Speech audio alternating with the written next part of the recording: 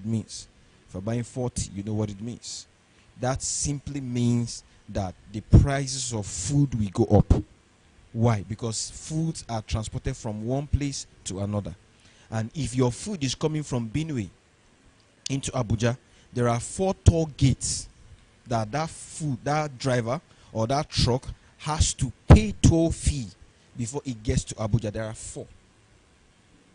I am saying all this to say that 2026, I'm not a prophet of doom. I'm just telling you, one of the advantages of prophecy, it gives you foresight to enable you prepare for the things that will come ahead. When Joseph saw the vision or interpreted the vision to Pharaoh or Potiphar, they didn't pray against the vision. They didn't pray against the policy. They put the prophecy. What did they do? They prepared against it. They prepared for it. I am saying this to say that one of the things you will get to learn in meetings like this is the things you have to know about businesses, policies, money, and the economy generally. So 2026 is coming. Brace up. Brace up. Brace up. Brace up. Are we here? Are we together? Pay attention to politics, both locally and globally. Pay attention to politics. Pay attention to what Donald Trump is doing. Pay attention to what Putin is doing. Pay attention to what the president of China is doing. And more importantly, pay attention to what your president is doing and what your country is doing. Presently, in Niger State, they are about to pass a bill that you need a license to preach. Pay attention to these things. Pay attention to these things. And the fact that we are here doesn't mean I'm addressing the congregation here. It's a global meeting. We're online. So I'm talking to the body of Christ generally, and I'm also talking to young believers and young ministers and young business people. Are we together? Are we here? Let me have that picture, media. Last month was amazing. If you are not around last month, we're trying to pick up from where we stopped last month. Any other person that came, that's coming on the way, will join us when we begin. Last month, our meeting was practically about this picture. If you look at this picture right now, if you interpret it properly, media, is there a way you can share it for people online? They are seeing it. If you look at this picture, they are on a race. They are on their mark to run a race. But you notice that the other person is more equipped than the other person. That's a rich kid on the car of his father or his parents. And this is a poor kid. The only form of equipment or the only form of tool this poor kid has is education. That's why he has the academic gown hat on his head. But remember, the rich kid, he is leveraging on the advantages his parent has. Meanwhile, the poor kid is the one carrying his parents. This is the detail or what our meeting last month was entirely about. And we said there are certain advantages when you have them in life. It cuts short your process. If that rich kid will only fail or not succeed if he chooses to misbehave. But if he doesn't misbehave and take advantages of the advantages he has, he will do better than this poor kid. It doesn't mean that he fail. It simply means that the poor kid has more work to do. Are you hearing me? We are taking out time to teach and explain to you young people. Why? Because you still have time. Because you still have time. Look around you, globally, online, wherever you're watching me from. Please, media, share the link with me.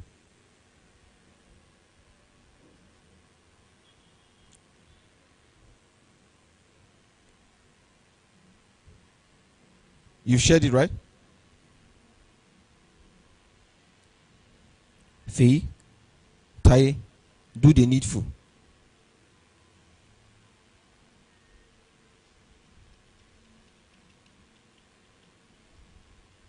Okay, sorry. It's the second one I'm doing now. Faye and Tai. Use the one I'm doing, sending now. The one I just sent now.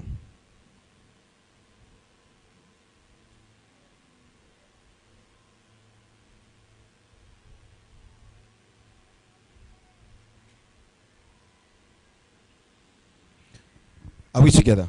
So back to our picture. I'm trying to summarize so that we can know where we're kickstarting from. So back to the picture, please, media. So there are certain advantages if you have them in life. Your process will be cut short. Your process will be what? Cut short. Your process will be made easier.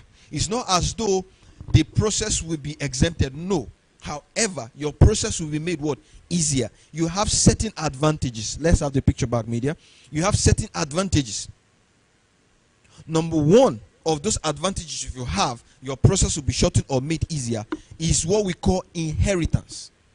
Is what we call inheritance. The rich kid had an inheritance. The father had worked to a certain extent. And I made an illustration last month that some of you, let's take for instance, you were given the land. You are given the land to go and build on the land.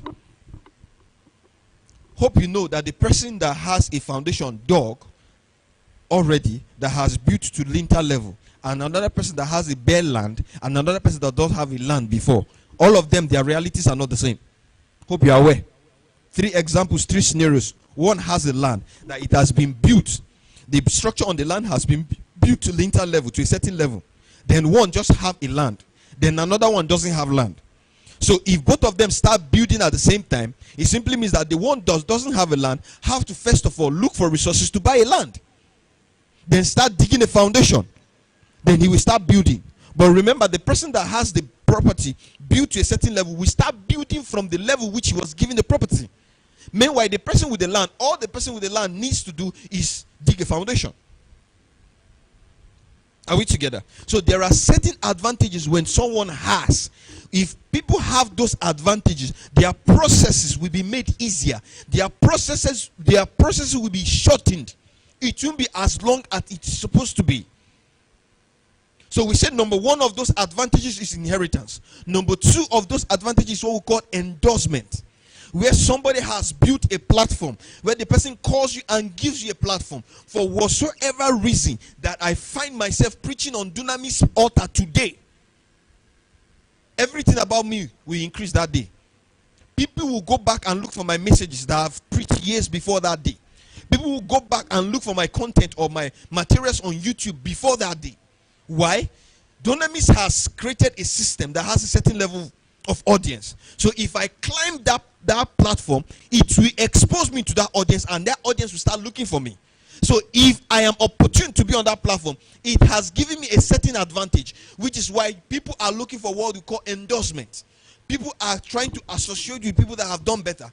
I gave an illustration last month. I said that the secular guys understand these things better. When a new artist is coming into the entertainment industry, that's what they call future. They get an older and more influential artist to future the person, so that the person will get more reach. Are you here? Are we here? So number one is inheritance. Number two is what we call what? Endorsement. And number three is what we call service. One of the examples I'm fond of giving whenever I talk about this is the educational system and the apprenticeship system. When you are done with your degree or whatever thing you went to go and study in school, the number of years that is required for you to study it, when you are done, you're only given a certificate.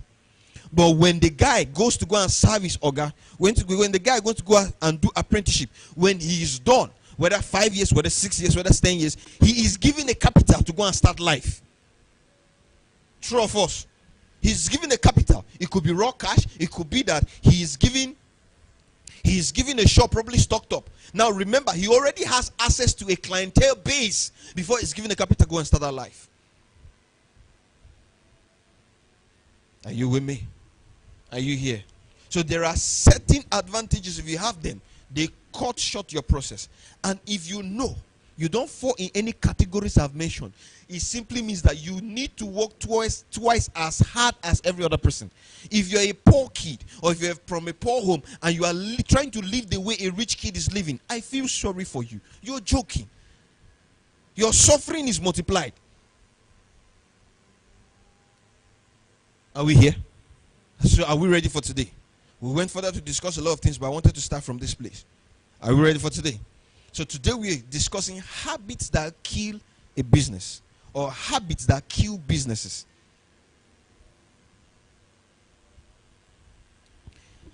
For those people that have become successful at certain points in their life or at certain stages in their life, one of the statements that you usually hear them say is that my teacher said I will be a failure in life. This person said I will amount to nothing.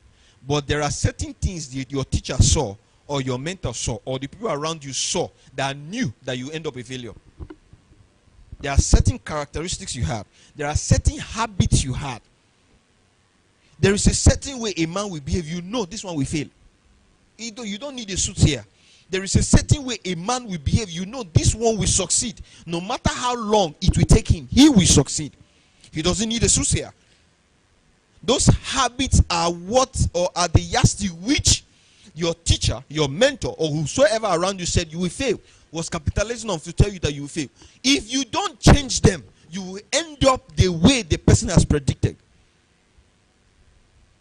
If you don't change them, you will end up the way the person has what? Has predicted.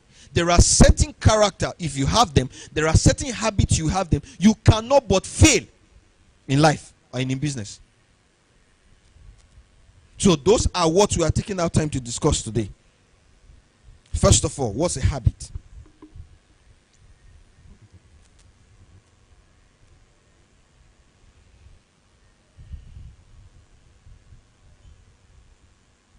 What's a habit? A habit is a repeated, often automatic behavior that becomes so ingrained in, that happens with little or no conscious thought.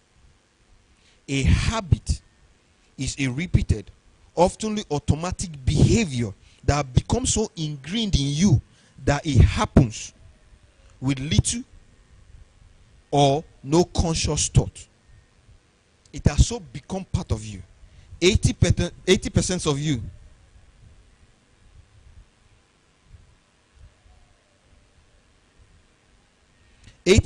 of you, when you wake up in the morning, I can predict that the first thing you do when you wake up in the morning is you carry your phone. The first thing you touch when you wake up is your phone. It has become part of you. It has so become part of you that, have you noticed, okay, you are Gen Z. So when phones came earlier, the first time phones came, one of the things our parents had a problem with, they forgot the phones a lot. Why? It was not part of them yet.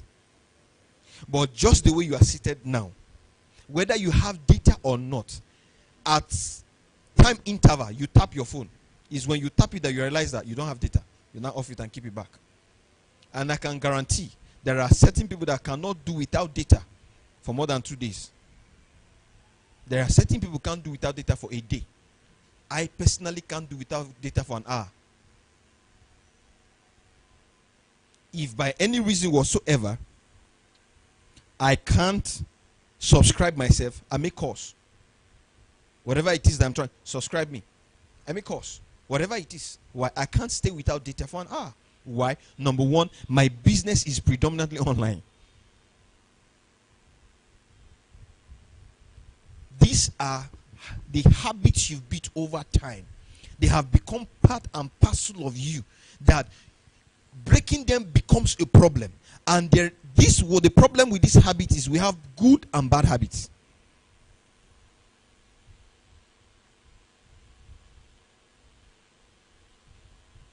The problem with habits is we have both good and what? And bad habits. And do you know what is the problem? The problem is breaking the bad habits are more difficult than forming good ones. Breaking the bad habits are more difficult than doing what? Than forming the good one. Habits are formed through repetition or repetitive practice. You have done the thing over and over again so much that it has become a part of you.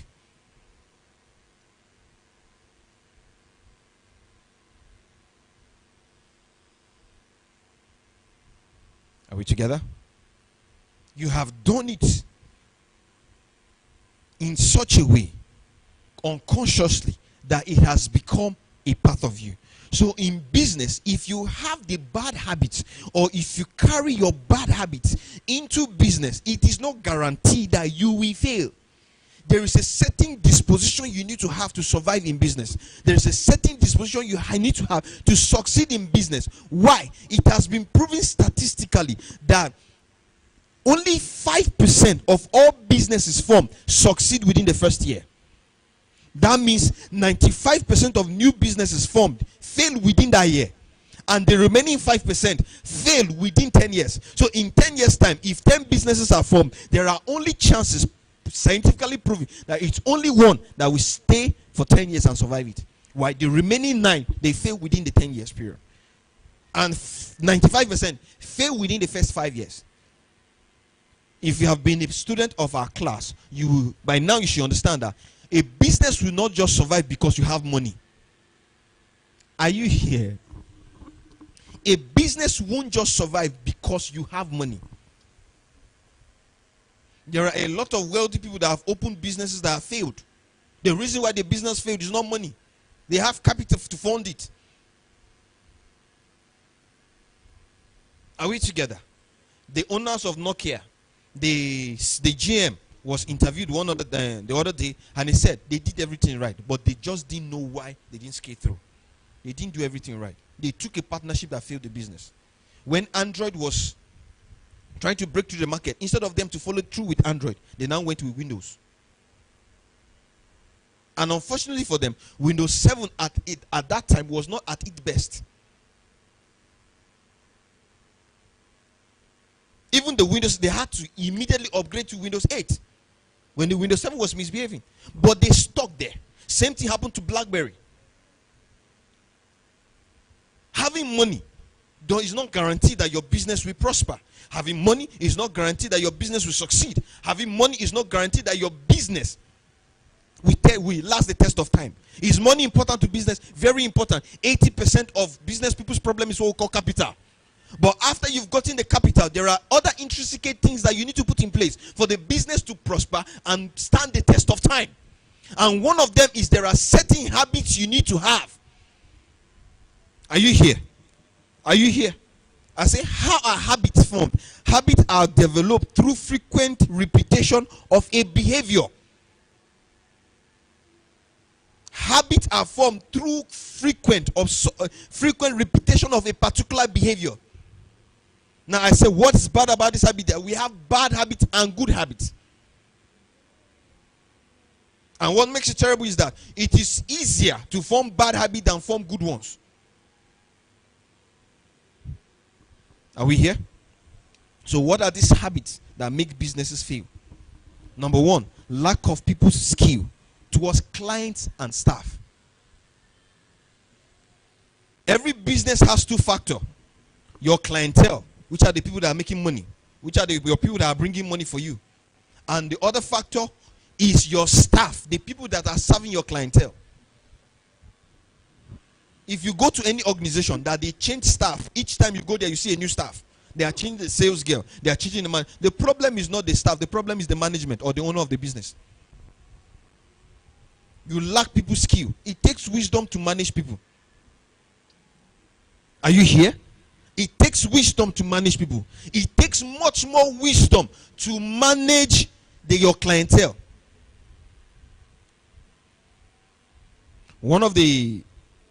In the days when I was with the bank, one of the habits of the bank I was with, one of the habits of the banks I was with, if you come or if you're an employee in the bank, you have to go through certain departments for the period of time or during your probation stage. And one of the departments you must go and do well in those departments is called customer care.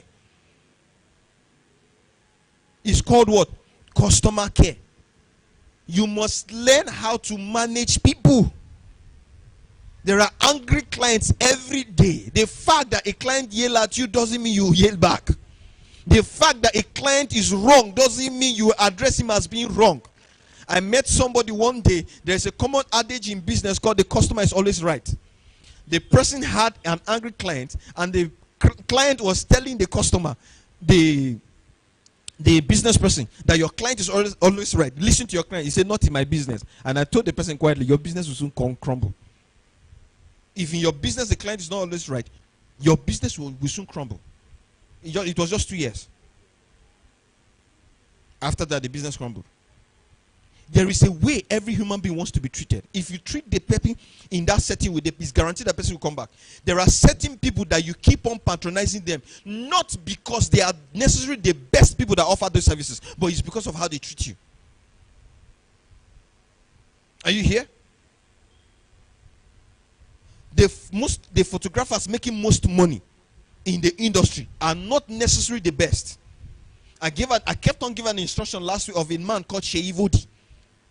I can tell you, I can beat my chest and tell you that for the past 5-6 years, that man has not sat on a machine to sew any dress. But there are certain clients that if they come to his business place, he's the one that takes their measurement. The vice president was there recently. He's the one that took the measurement. Every celebrity you know of that goes there, he's the one that takes their measurement. It does not necessarily mean that he's the one that will sew. But he's giving the clientele a few that have not gotten so big not to serve you. Remember, his clientele his brand is mostly a luxury brand. So his clientele are not broke people. So he has to serve them in a certain way. So if you lack people's skill, if you lack your proper relationship with your staff and your client, your business will crumble. There is a way to treat people to make them stay. Any organization that have a staff more than 2 or 3 that have stayed with them for 10 years, there is something the organization is doing. In as much as people get jobs for job security, there is a way you treat someone, the person will say, to hell with you and your money, and the person will leave. And this is conversant with business people, most business people. Just because you think you have people at your people you are paying, you treat them anyhow, you talk to them anyhow. Things are not done like that. There is a rapper that has a friend. That rapper's name is called Busta Rhymes. There is somebody always behind him. I've known him since I was a kid. There's somebody always with him. It's called Mr. Lewis. I've forgotten his stage name, but it's called Mr. Lewis. What does he do? He just shouts when he's performing. They were the one that started this hyping thing. That man has been with Busta Rhymes for over 30 years. I was talking to my friend and my partner the other day. I said, I envy this guy's relationship. They have been together for anywhere you see Busta Rhymes doing a public function, that guy is there. They have been together since they were teens. They were teenagers. Busta Rhymes is more than 50. He's 53 now. The guy is 54. He's a year older than Busta Rhymes. But they have managed to keep the relationship. Why? There is mutual respect among them. There is a certain way you should respect your staff as business people. That same respect you have for your clientele. What makes a business fail is when you are not having as much sales as you're supposed to have to cover your expenses. If your expenses is more than in your income, your business will fail. You close your doors to business. So if your clientele are not happy, you're going to go out of business. If your staff are not happy, you go out of business. Number 2, lack of proper communication skills. I render this particular service. I give you an example. My photo session or a photo session with me is 50,000 naira per outfit. Is an example. That's not my rate. My rate is higher than that. I'm a photographer and a media I'm a media person generally. We take photographs, we take pictures, we live stream, and we do video. So take, for instance, now you are contacting me for photography. I'm giving an instance. We'll do 50K per outfit. This 50K per outfit comes with 4 edited images. So if you are doing 2 outfits, that's how many? That's 100K with 8 edited images. Send this thing prop. If you need extra images, it will cost you 5,000 naira per copy. This thing should be communicated properly to your client, so that your client will not come from where he had a shoot previously and he was given 30 pictures for 30,000 naira. So the person is coming to your business with the same mindset. So how do you do it? I want a photo shoot. Okay. How many outfits? this is our rate. This is how we charge. These are the things you will get. You are a seamstress. You are a fashion designer. You are a tailor. Somebody contacts you. Okay, I need a suit. Your suit will take 2 weeks to be ready. This is the amount you need to pay upfront for us to commence work. On delivery, you need to balance us. When it's 2 weeks, it shouldn't exceed 2 weeks. Have a proper communication. It should be based on assumption. If you're a laundry person, how long does it take for the dresses given to you to be ready?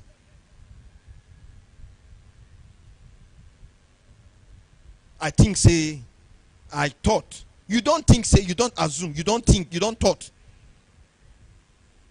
If you are giving an employment to a staff, it should be clear, on clear terms. This is what you are earning. If there's an extra time, this is what you are earning. If you are working Fridays and Saturdays, it should be included there. The job description of the person you are employing should be included there. Not that you employ a sales girl and you're asking the sales girl to wash your car. It's not part of our job description. Now, this is the balance. If you are in such a situation, just do it.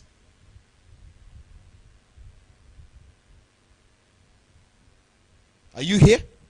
Proper communication skills between you and your staff and your client. Not I think, say, not I thought. 1,000 times no. Are we here? Are you here? Lack of consistency. This business is called Brains Agama Studio. By 7 a.m., Brains Agama Studio should be open. If my opening time is 7 a.m., 7 a.m. Brains Agama Studio should be what? Open. Not that today you are open 7 a.m.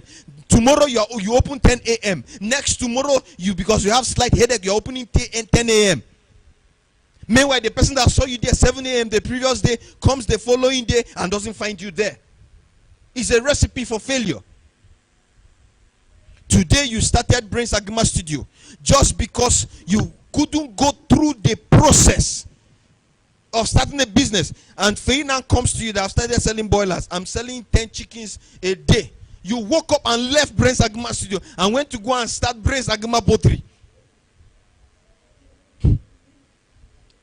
You did that one for another 2 years. You got to that same spot that you got to Brains Agama Studio. It's not working. Fei comes to you again. I started fashion.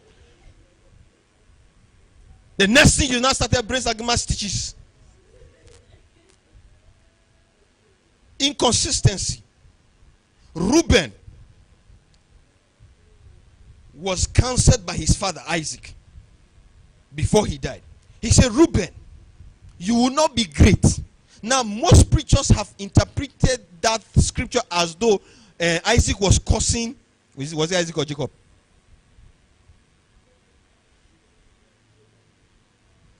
It was Jacob. No, it was Isaac. Jacob had Esau and Jacob had Isaac and Esau. Abi? So Isaac is the father of Esau and Jacob. So Jacob was talking to his son Reuben. He said, you will not be great. Why? Because as unstable as the water is, that is how you are. It's not a cause. He's telling him that, Reuben, you are not consistent. Therefore, we can predict your end. What is your end? You will not be great. Greatness is far from you. It's not a cause. If any reason whatsoever, Reuben rose and changed that mindset and started becoming consistent, he will become great. His father has told him his problem. Your problem is inconsistency. If you are consistent, you will become great. If you are not consistent, you will not become great. It has been designed that Taye, you've started a business. In 5 years' time, Fei or director will become the minister of any of the organization that will patronize you. But you stop that same business in your 4th year. Meanwhile, the 5th year director became a minister. And there is need for that same service you are offering. He now calls you. Taye, how you doing? And why is director calling me? It's been long. How you doing? How's everything? I need social service. Oh, I stopped doing it last year. Meanwhile, that was your breakthrough the 5th year. Meanwhile, that was your breakthrough the what? The 5th year.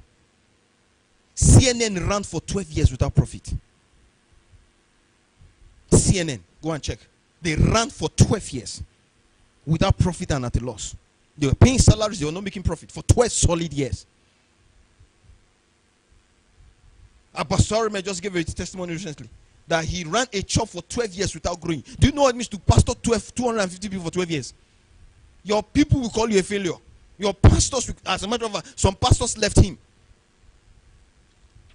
In our generation where we magnify result.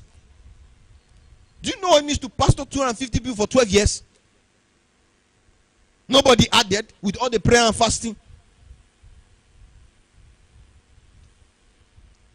From that small hall that he gathered 250 people, they didn't left to 1,000 seater capacity. They left to a mega auditorium that cost billions to build. What if he had given up in the 10th year? Lack of consistency make businesses fail. You don't start a thing today just because it's not working. You now stop it. Now this is the balance. Sometimes you need to pause. You need to pause, take a step back, and look at certain things. Why is it not working? Why is it not? You need that break so that you can get certain things right and come back reinformed. Apostle Johnson Suleiman started and stopped ministry 3 times. It's the 4th time when he started that he didn't stop. He stopped. He started, he stopped. 4 times, 3 times. It was the 4th one. He continued. How many of you know Nokia? How many of you know the first product of Nokia? It's tissue paper. The Nokia that you know, their first product was tissue paper. The Lamborghini that you know, their first product was a tractor, not fast cars. You need to stay there. There's something. See, we like quick result. We are in the days of quick result, fast, sharp. These days we now have Jehovah sharp churches. You want quick result. You want it fast. As you are entering, you are starting. The Davido you are celebrating now, hope you know he has done 10 years in the industry. The Whiskey you are celebrating now, hope you are aware he has done 15 years in the industry. The True Face you know, hope you know he has done 20 years and counting in the industry. Hope you are aware. The band you know, the Don Jazzy you know, hope you know he is doing 20 years and counting in the industry. Hope you are aware.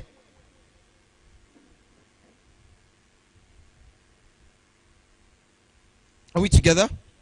Consistency and lack of integrity. We are talking about habits that kill businesses. You can't start today and fail and stop tomorrow. Lack of integrity. You say one thing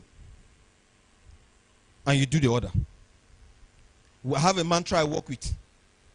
I under promise and I over deliver. I under promise and over deliver.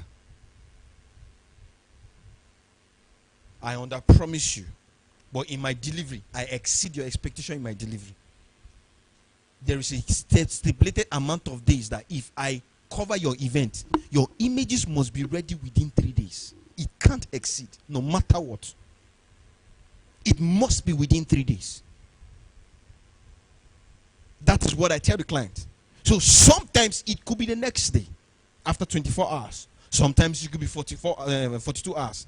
Because sometimes you could be so busy that meeting up with that target is difficult. But minimum is within what?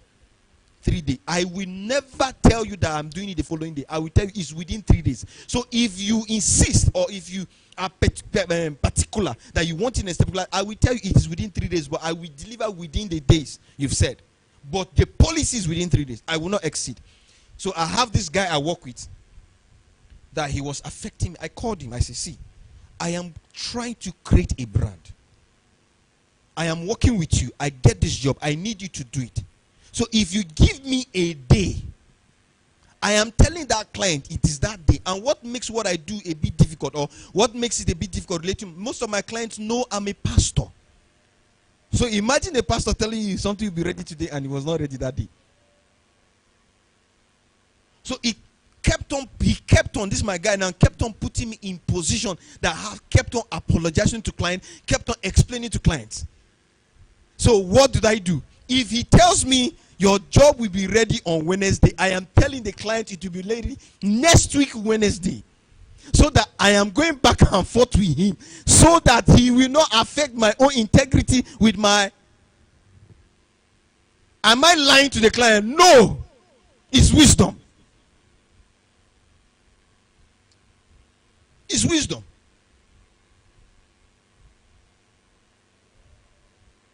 It's wisdom. Are you here? Are you here?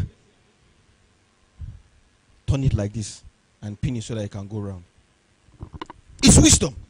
Why integrity is important. Under promise and over deliver. Under promise and do what? Over deliver. It is needed in business. This is conversant with tellers, people that sew, and it is conversant with craftsmen, hand workers. They are used to giving you a due date of delivery and not delivering on that day. They think it's normal. I told my guy one time, see, we have to build the brand in such a way that when we give our client a word, our word, the client can bank on it. We have to.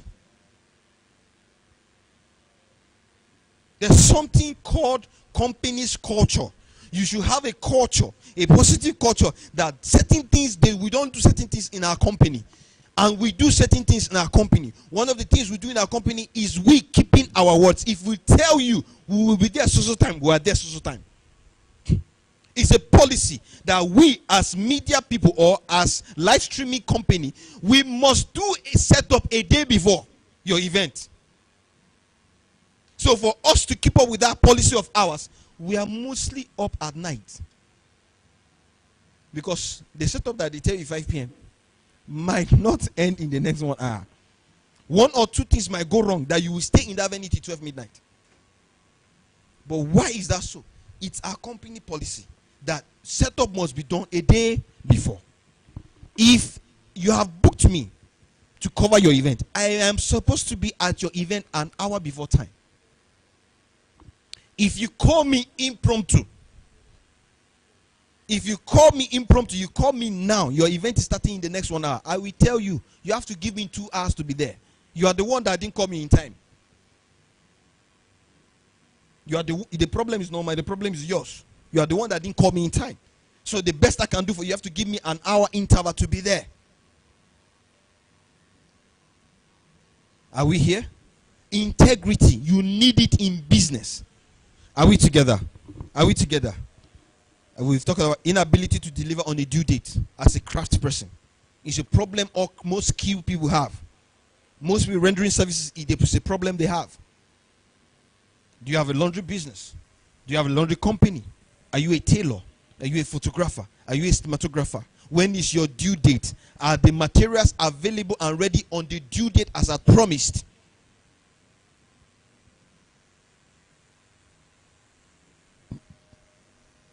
Next one is in being difficult to work with. In business, if you are rigid, you are most likely to fail. In business, if you are rigid, you are most likely to do what? To fail. You have to be flexible. You have to be flexible. As a professional, if you call me to give you a professional shoot, I will interpret your shoot with a professional standpoint, true or false. However, there are certain poses or certain concepts your clients have in mind before coming to you, true or false. It will be foolish of me to ignore the concept my clients have and insist to give in the professional side of the thing.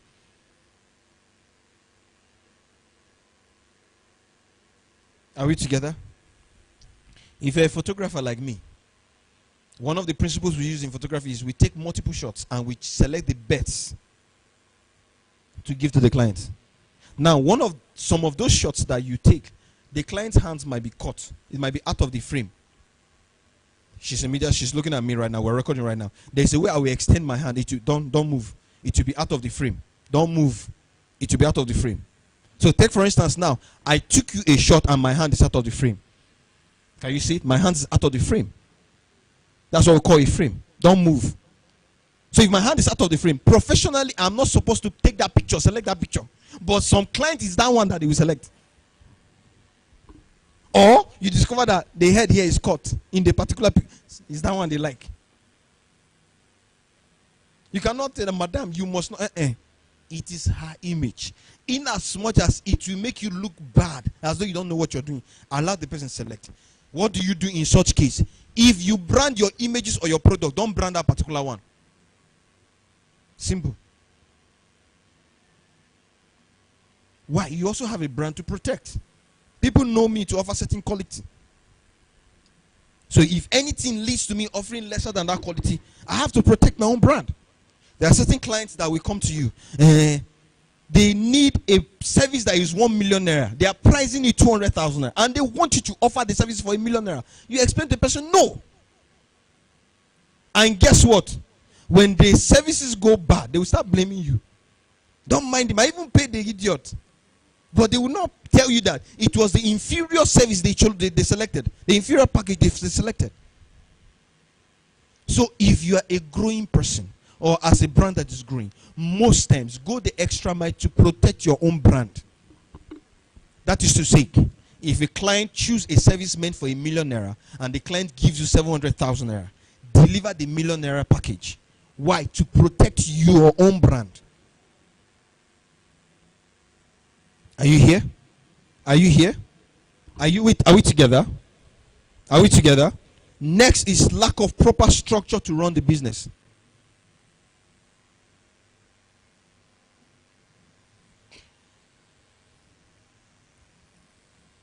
The reason why I am standing upright is because I have a structure in my body called the skeletal system. That skeletal system is responsible for me standing upright. If anything happens to my joint, if anything happens to my bones, I will not be able to stand upright. It is the same with business. If you don't have a structure running your business, it will not stand. Every organization that is working effectively has a structure running it. The banks open to the public by 8 a.m. It doesn't mean the staff come to the branch or to that workplace by 8 a.m. They have to come earlier to be open to you at 8 a.m. True of us. The structure, by the wisdom given the structure, they have to enforce and ensure that the staff are in the branch before 8 a.m. At least an hour before time, to put certain things in place so that they can serve you by 8 a.m. That is possible because there's a structure running it. If you don't structure your business, it's just a matter of time. It's a ticking time bomb. It will fail. I was in family worship. Was it yesterday? Yesterday. The founder of that ministry is dead and has been dead for past more than 10 years. But I was impressed with what I saw there. The reason why the organization has outlived the founder is because there's a structure running it. When I entered their media room, I was like, when is the Lord going to take us there? I was humbled. Now, Pastor Sarah didn't need to come to the media, the production room. Why? There is somebody responsible for production. She doesn't need to go there. So with every department. So it is with your business. It's not Dangote that is driving his trucks. It's not Tony Olumelu that is in Transcorp Hilton as the manager. Is he the one? So you have to create a structure that runs your business effectively. If you have not got it to that point, have it at the back of your mind that you will have to get to a point where a structure needs to run your business for it to outlive you. Are we here? Are we here? The next one. What number are we now? Number 7. The inability to translate your craft, which is handwork, into a proper business.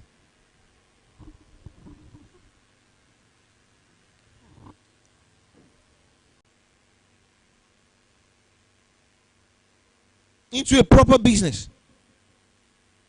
What's the difference between Sheivodi and the tailor on your street? He has been able to translate his craft, his handwork into a proper business. I've said this over and over again. Most times, the person that knows the skill is not properly paid. It's the person persons that have understand the business aspect of that skill that is properly paid.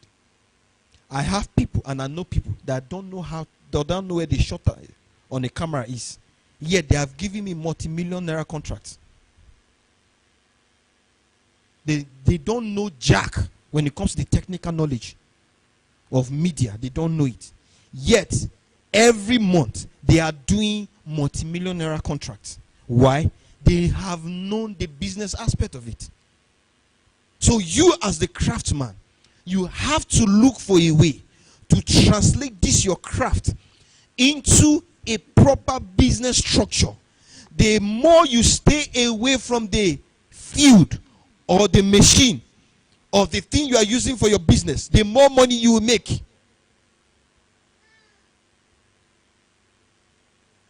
There is a guy in town. If you see him, you see him with a tape. He doesn't know how to sew, but he knows how to measure. He doesn't know how to sew, but he knows how to do what? So he has a set of people sewing for him. So what's his job? His job is to go and get the business. His job is to go and get the clientele. He is the one relating with the clientele. He is the one that takes the clientele's measurement. He takes the clientele measurement and bring it to his people, his network. They make the dress and he takes it back to them. To the client thinks he's the one making the dresses. He's not the one making the dresses. He's not the one making the dresses. Are we here? Are we here? Now this is the balance. There are people that have, just because they have the capital, just because they have money, they have the capital, they wake up and they go and start a business thinking because they have money the business will prosper. By now you've known, or the business will succeed. By now you've known that that's not true. That's not true. The fact you have the money to go and start a studio does not mean when you open the studio, the business will prosper, or the studio will do what? Will succeed. Are we together? Are we together? Are we together? At the same time, the next one, number 8 right now. The inability to turn a one-man business into a properly structured business. Now, this is beyond the handiwork now. This is where you have a provision store. Or this is where you render you say a particular product. It's just you and your small kiosk. You have been unable. You supply, let's say hospital equipment. You supply a particular thing in a large quantity. But it's just you running everything. Your inability to translate that one-man business into a properly structured business. Where you create a structure, you create a HR system where there is a staff system running the structure. There is a system designed to run the business whether you go there or not. Dangote started as a trader. True of us. He started as a trader that traded in salt. Dangote started as importing cement before he eventually started manufacturing cement.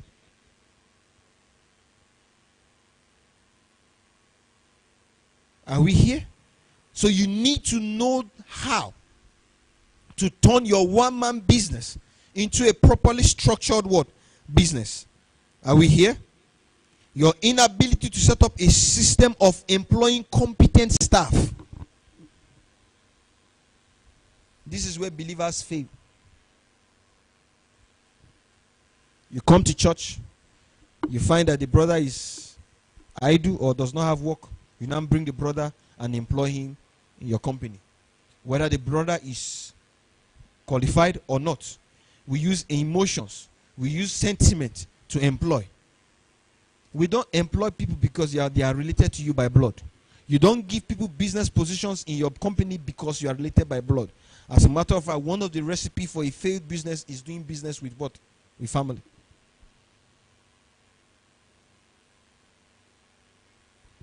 If I give Francis a position in my company now, and Francis misbehave, I will exert the full consequences of the action on him. True of us. But if I employ my wife in the same position, and my wife does the same thing, I cannot do the same. I cannot take the same action. True of us. If I employ my elder brother in the same position, my elder brother does the same, I will not be able to act in the same way. True or false? So which is where most companies fail. So if you are interested, or if you want your relations to be part of your business, the first thing is training. You train. You train. And whichever position your relation occupy in your business, it should be by merit, not by blood. It should be that the person is competent enough. Truth be told, there are certain family relations you have that are good at the things they are doing. You should give them an opportunity. However, the employment shouldn't be based on relation, by blood or sentiment. It should be based on competence.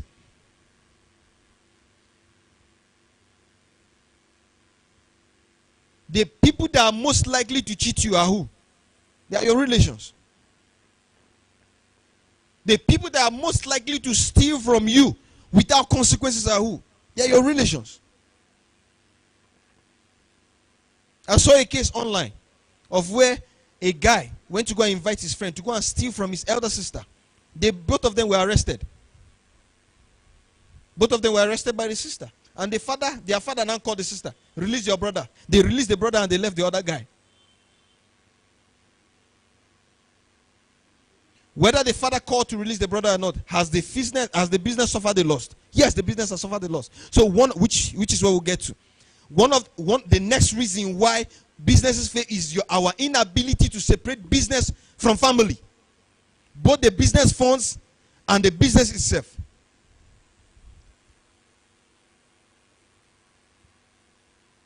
The inability to separate business funds from personal funds. Legally, your business is a separate entity. Your business is an individual. If Brains Agima Studio is registered as a company, Brains Agima is different from Benedict Agima. If I take money from Brains Agima, it's a loan from Brains Agima. It's a loan that Benedict Agima needs to pay back. Else it will affect the business. Are you here? Now, most times, this is where your spouse matter. The spouse you marry matter. The fact that I'm taking it concurrently right now, is the next one. Unsupportive spouse. The fact that you saw 10 million in my account doesn't mean it's mine to spend. Are you here? One of the challenges business people have, we have money but we can't spend it. What is meant for something is for the business. So the fact that peradventure you saw my account balance, or by any reason whatsoever you have access to my account and you saw the money that you think is the next thing, you need to buy the latest body, they will pay you. We need to spend the money. 1,000 times no. Especially when you know your husband or your spouse is not a civil servant, doesn't earn salary. The person does business. The fact that you heard that I did a deal of 10 million doesn't mean we are spending the 10 million. We have to execute the business. We have to execute the job. Are we here? Are we here? If you give me a deal of 10 million, it could be that my profit in the entire 10 million is just 2 or 1 million. The entire 8 or 9 million is for the execution of the project. And my beautiful wife have seen that daddy has 10 million. Oh. Are we together? You need to learn how to separate business funds from personal funds. They are not yours to spend. Why does this affect? Now, this is the balance. Some businesses are the ones supporting the family. Whether you like it or not, the family is feeding from the business. The family is feeding from the... So how will you scale? Get an additional source of income.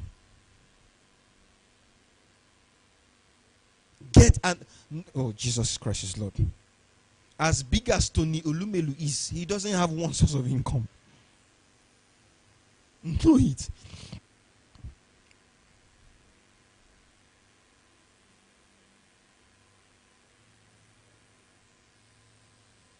If your family is surviving strictly based on your business, one of the things that frustrates growing business is the number of people depending on that business for survival.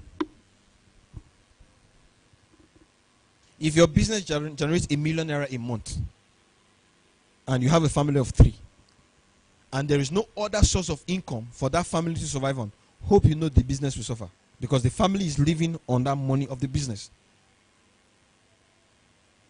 One of the things I've made it, or one of the things we teach when we get further, is now, next year, I have to design a salary structure for me.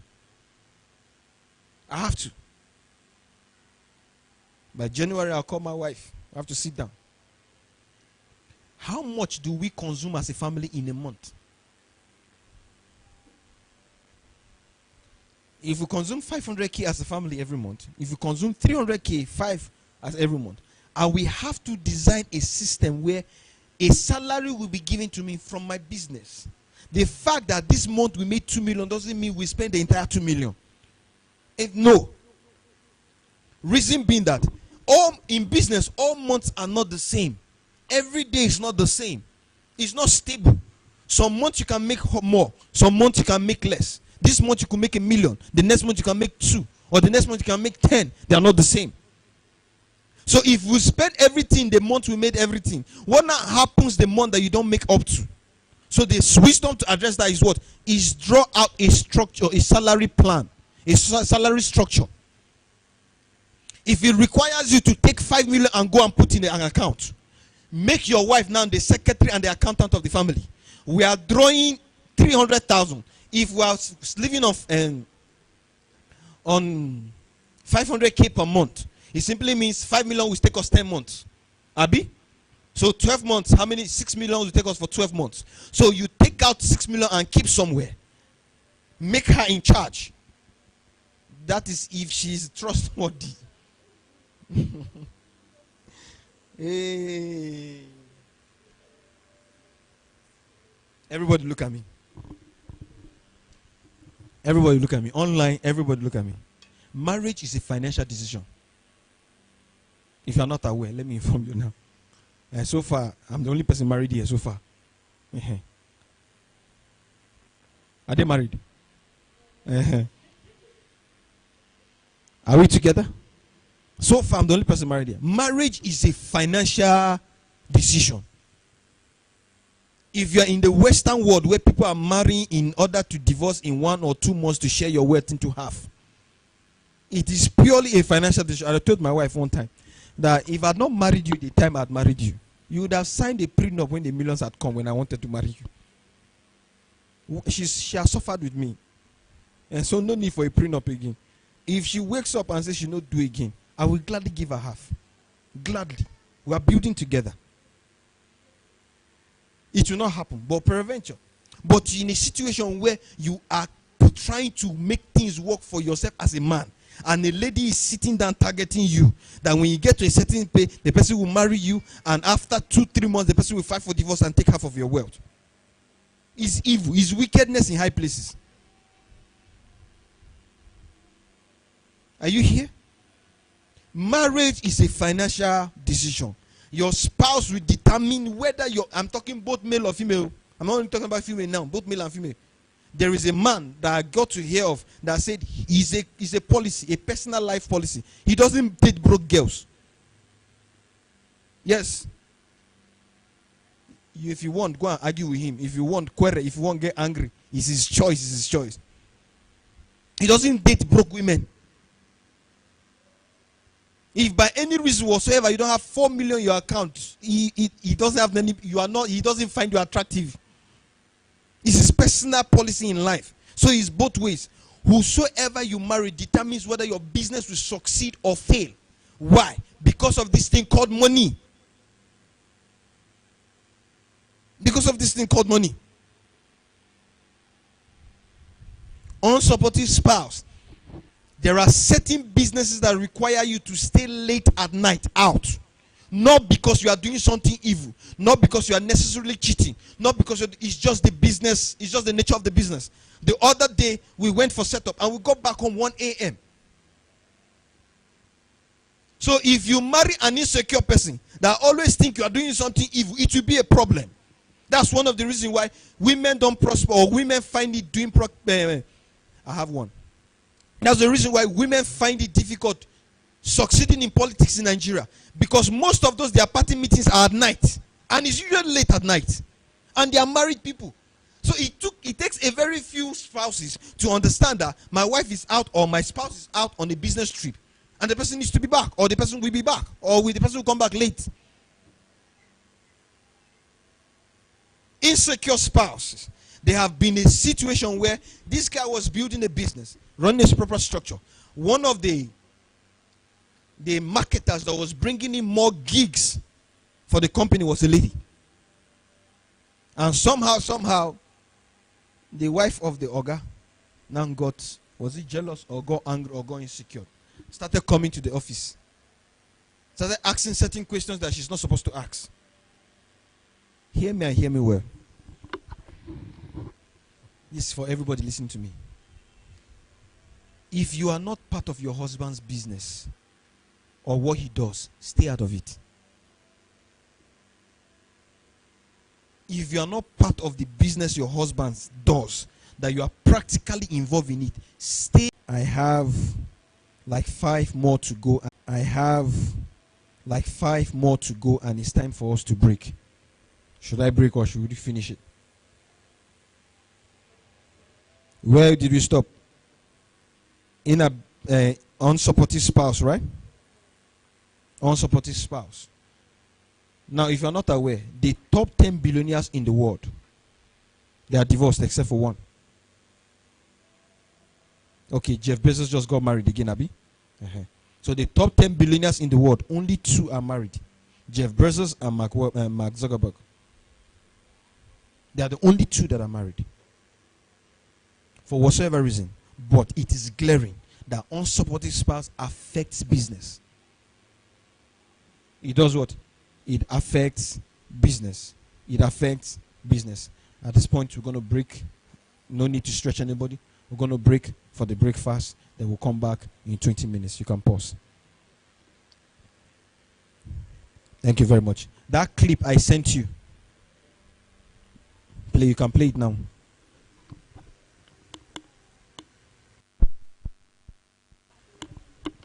Faye, are they sitting down? You're bringing it to them, or they are going to go and pick? Okay, just sit. Your breakfast will be brought to you. Thank you.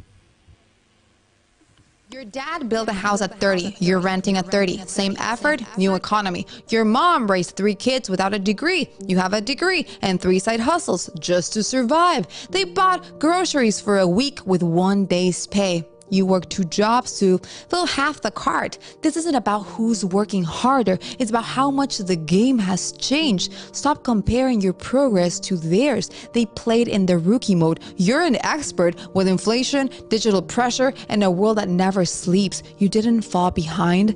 The starting line moved, the rules shifted, and you're still in the game. So stop the guilt, stop the shame. You're not too late. You're building under pressure they never had to face. Keep going. You're not broken. You're just building in a different world.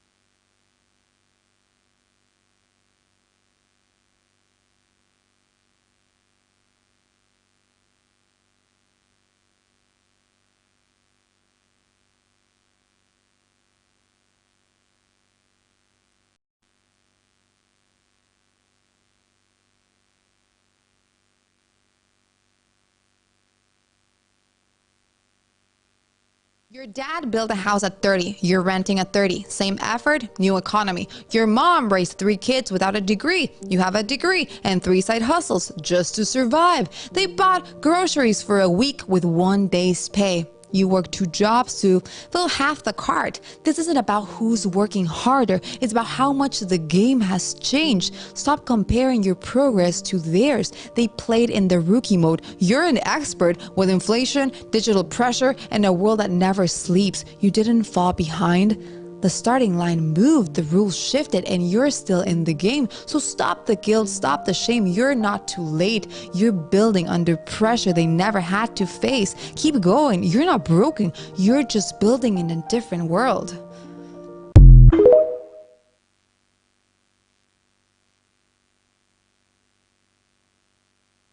Your dad built a house at 30. You're renting at 30. Same effort, new economy. Your mom raised 3 kids without a degree. You have a degree and 3 side hustles just to survive. They bought groceries for a week with 1 day's pay. You work 2 jobs to fill half the cart. This isn't about who's working harder. It's about how much the game has changed. Stop comparing your progress to theirs. They played in the rookie mode. You're an expert. With inflation, digital pressure, and a world that never sleeps, you didn't fall behind. The starting line moved, the rules shifted, and you're still in the game. So stop the guilt, stop the shame. You're not too late. You're building under pressure they never had to face. Keep going. You're not broken. You're just building in a different world. Are we? Hallelujah.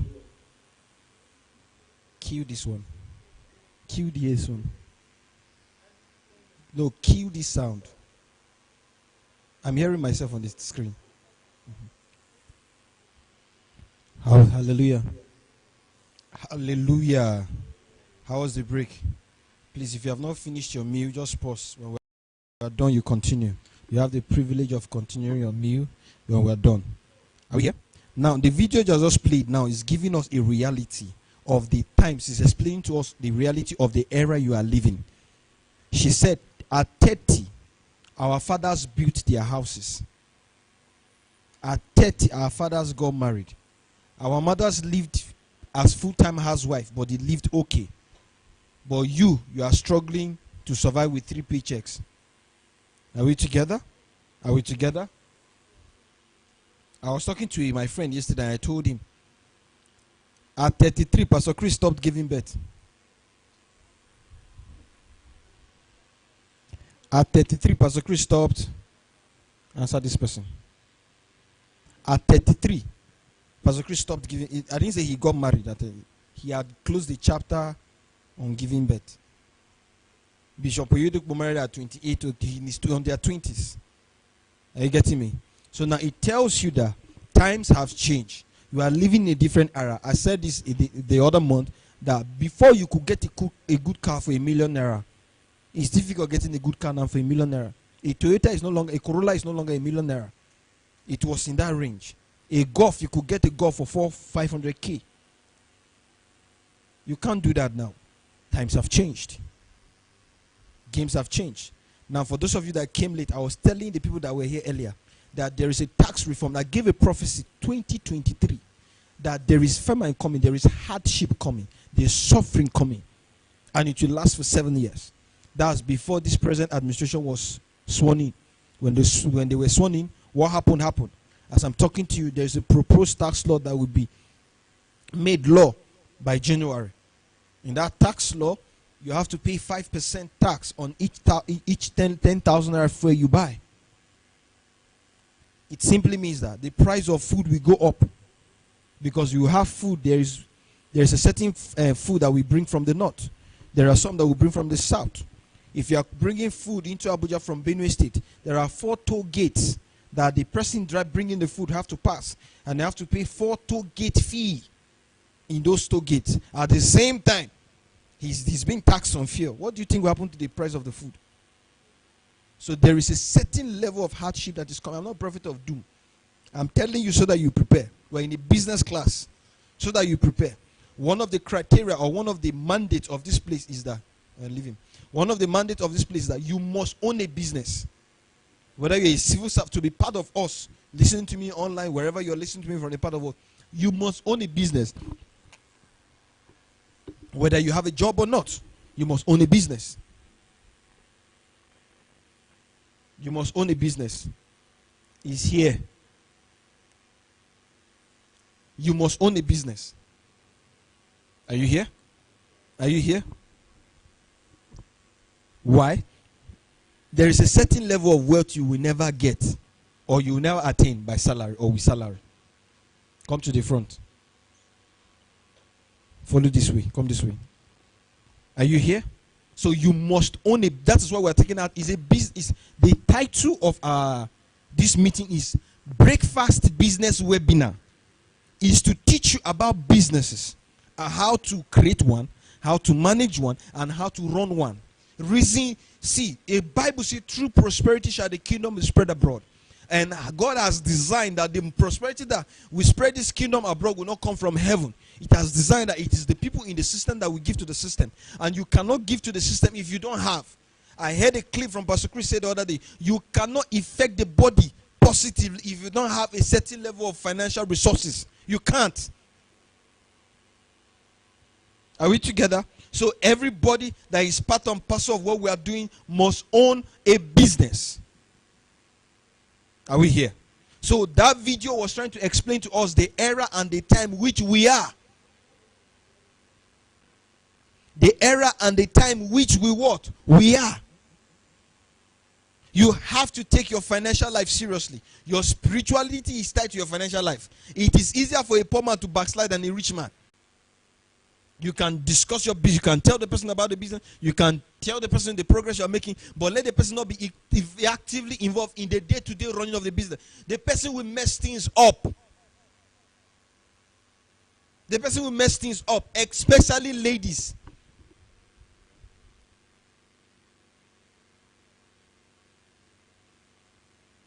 One of the advantages our media company have is that we have a lot of ladies that work with us. And it has given us a certain edge, especially when it comes to when certain Muslim functions are supposed to happen and is organized by women. They insist that the media team must be made of women. So it's an advantage it gave to us. So the person I work with, my boss, just because he has a lot of women around, it was concluded he was sleeping with them. And now say like, why are people like this? One confronted him and answered, if it is, go start your own, employ women too so that I go to sleep with them.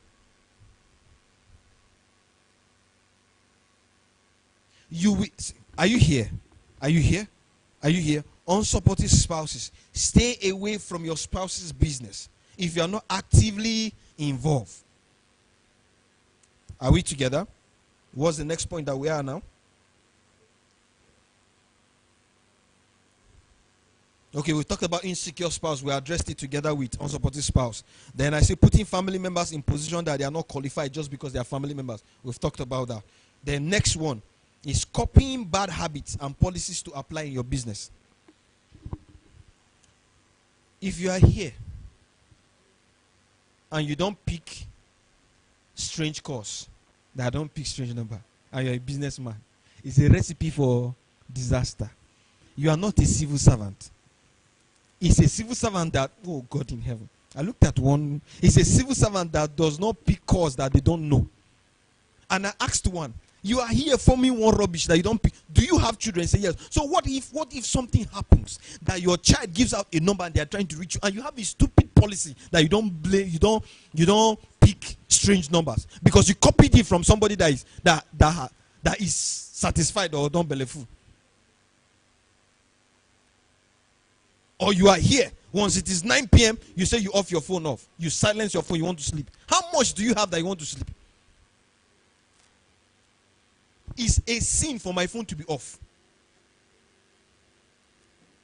It's a sin for any reason whatsoever for my phone to be off. It's a sin.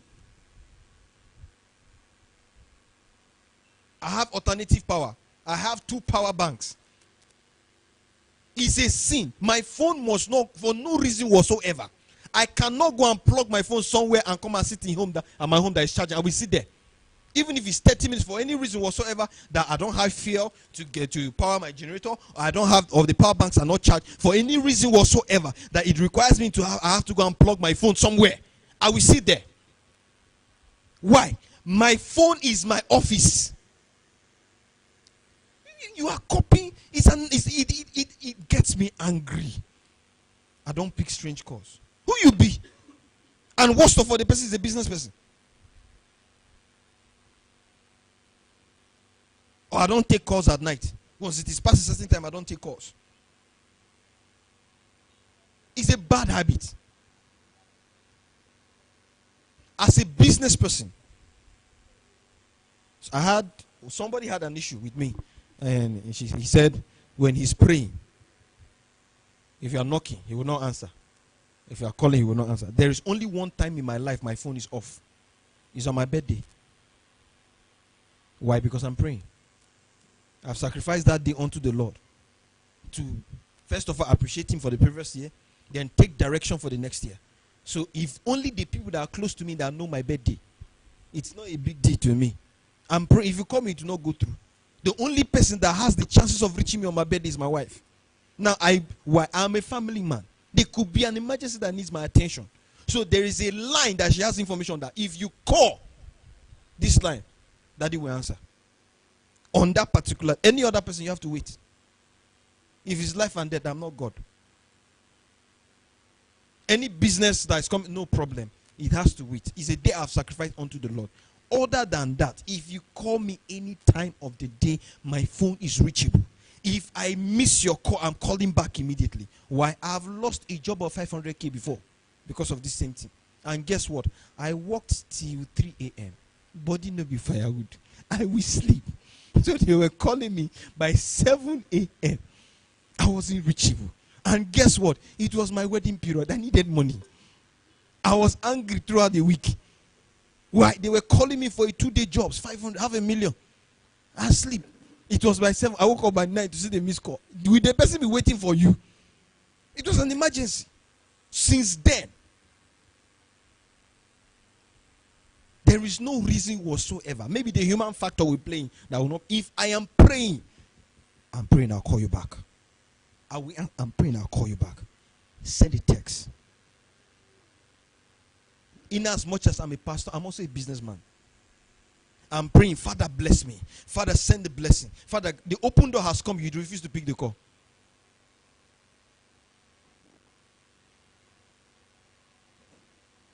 For no reason whatsoever should one number call you 3 times and you've not picked.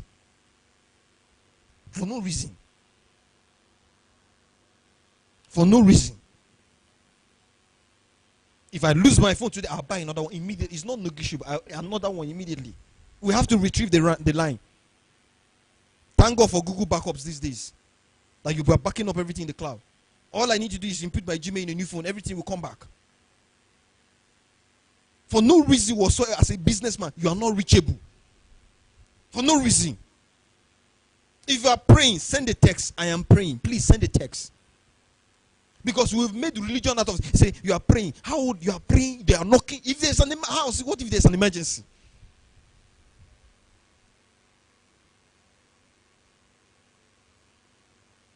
You are in London. Your phone is in Sokoto. It is when you want to do something that you remember you've come, you've seen 10 missed calls. And you know the worst part? You don't return missed calls. You don't return missed calls.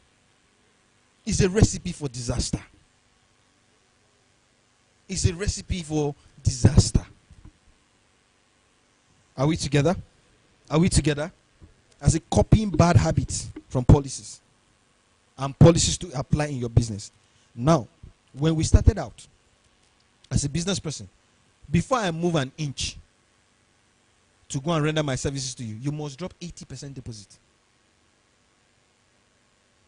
It's a business policy. Why? Certain people you have gone, oh, Jesus Christ is Lord. Imagine somebody calling you, you left Gogolada to town to arrive at the event. Sorry, they canceled the event. And you did rentals. You rented equipment to do the job, did everything. And the person didn't tell you. Only for you to arrive the venue. And they told you, we made an alternative arrangement. So what happened to the debt I've incurred, the logistics I've incurred, the cost I've incurred? So as a business policy, as a business now, there's a policy. You must make 80% deposit. That date is open. If you don't make any deposit and somebody calls me on that date and the person pay, I am going for that person. That person made commitment. You didn't make commitment. Now, this is the balance. There are certain people around me that when they call me, they don't need to make that 80% deposit. This is the flexibility I'm talking about. There is something called capital in my line of business. What is capital? We give you an award letter, you execute the contract, then when you are done, we now pay you. Do you understand? Take, for instance, Tai has an organization called Tai and Kind organization. But the company, Tai and Kind organization, have a policy. What's their policy? When they give you a contract, you have to execute it. By any means whatsoever, go and execute the contract. When you are done, they will now pay you. But before you do that, there is something we call award letter. You have to give me an award letter, awarding the contract to me. So that if anything go wrong, I can present it that I was awarded this contract and I executed. So therefore, with this, I can take you anywhere. My money will come out. Are you learning? Now, there is also another set of people. They are called your network. There are two persons now. If they call me, Brains, where you dey at this place, I beg, help me go this venue, go secure the venue. We are not discussing price. We are not discussing how much. We are not discussing price. Why? The person knows my fee, and the person has not paid me over time. Even if the client does not pay the person pays me from his money. So I don't need to panic. I don't need to be scared. I've told you before, and I'll say it again. If you go learn work, the person will teach you work, will only teach you work. You know, go teach you the business aspect of that thing. Are you here? Are you here? Are you with me? So these policies, you have to make them, but you also have to have balances. Don't just go and copy something. Don't just go and copy something. Are we together? Levels of businesses.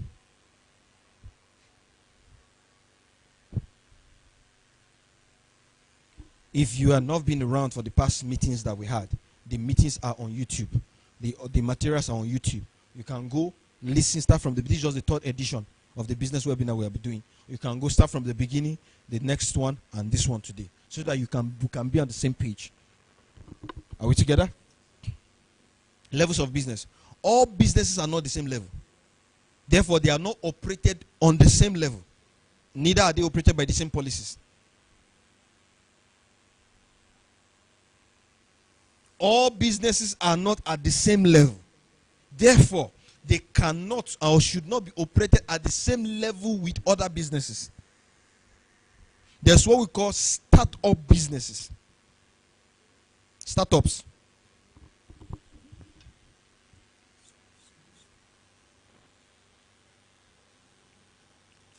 There's what we call medium and small scale businesses. They are called SMEs.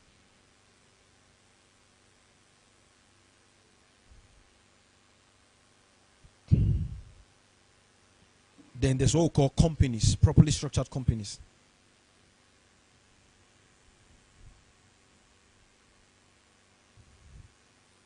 Then we have the multi-million companies and the multi-billion companies. They are not all at the same level. So what is wisdom? Wisdom tells you that you have to know the level which you are. Operate with the principles that govern the level which you are. Then look for the principles that will help you move to the next level. If you are here and your business has a capital of less than $1 million, you are a startup. If the net worth, the entire destiny of your business is less than $1 million, it's a startup. If you are less than 5 years in the business, you are a startup.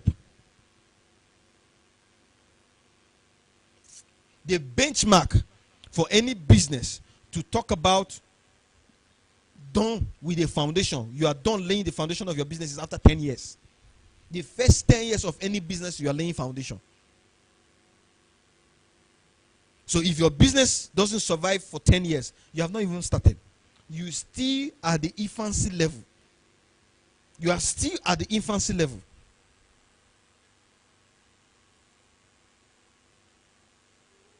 So if you are a startup, it is foolishness comparing yourself with a properly structured company or a multi-million company or a multi-billion company.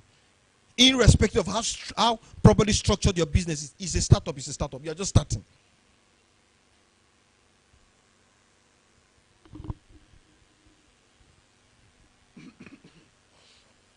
Medium and small scale businesses are all businesses that fall within a million naira range.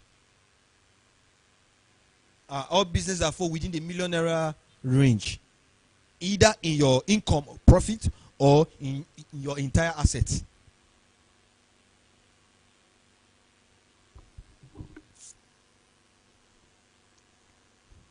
Are we here? You cannot start up in business and start up with a luxury brand. You cannot start up in business and you are starting with a luxury brand. Down the road here, there used to be a serious boutique here. I told my wife the first day I saw it, I said it will not last 2 years. She said, why? I said, I'm not a prophet of doom, but there is something very conversant with business. You don't just appear without a track record. I said, it will not last 2 years. Within the year or after a year, there was an accident there, fire broke out, and the entire thing burnt down. Till today, it's been 3 years, it has not been resurrected. It has not been resurrected. One of the things that make you a businessman is your ability to replicate your recipe anywhere.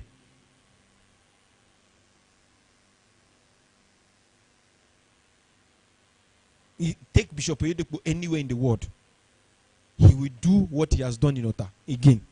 Take Dangote anywhere in the world, he will replicate what he has replicated in Nigeria anywhere in the world. He has stood the test of time.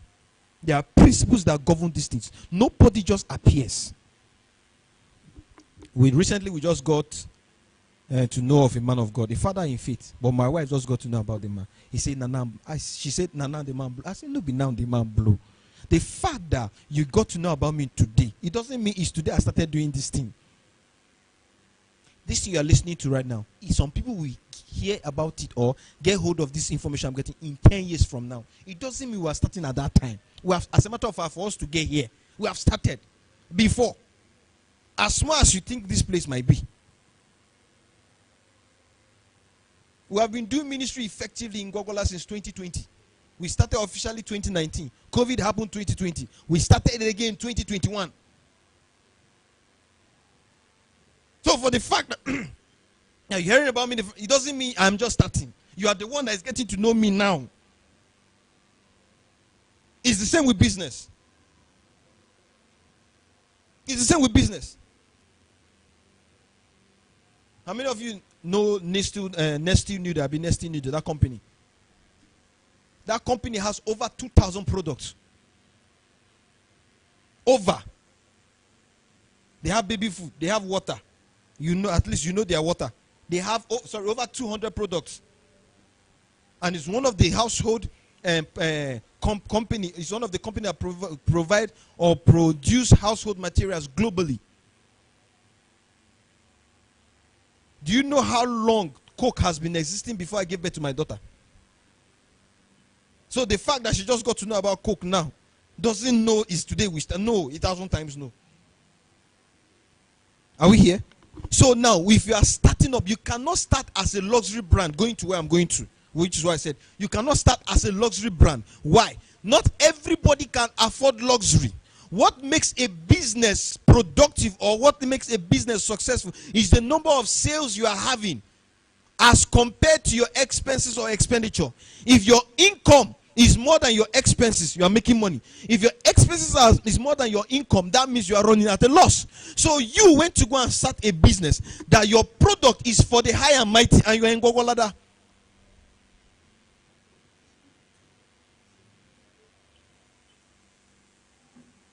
You are selling a palm for 100,000 naira. You say it is leather. Nobody is disputing the fact that it is leather. You say it is luxury. Nobody is disputing the fact that it's luxury. But we can guarantee that you cannot get up to 50 persons in this town that can buy that thing for that price. So already you are being positioned for failure. So the first thing is, after you've identified a business, the next thing is identify your customer, your market. Every horse will get a market. For those of you that stays in the north, there is something we call Angwan, or in front of my house. You see these Hausa people. There are people selling food to them. And that food does not last 1 hour when you get there. Abi, carry your own food. Make it 2,000 naira. Make it sweet pass down and go there. It will slip over. They will not buy. Why? It's way above their budget. If that same woman carry that same food to my tama, she will not sell.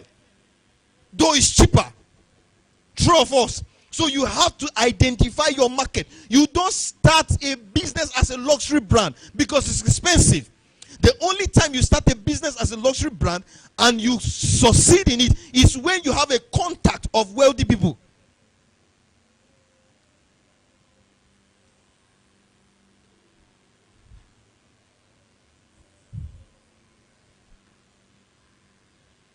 There are photo studios that it's $1 million for a photo session. I can't try it. I can't try it. $1 million for it's not as though I can't. My pictures are not better or as not as good as those people. No, my network has not got it to that point. My brand has not got it to that level.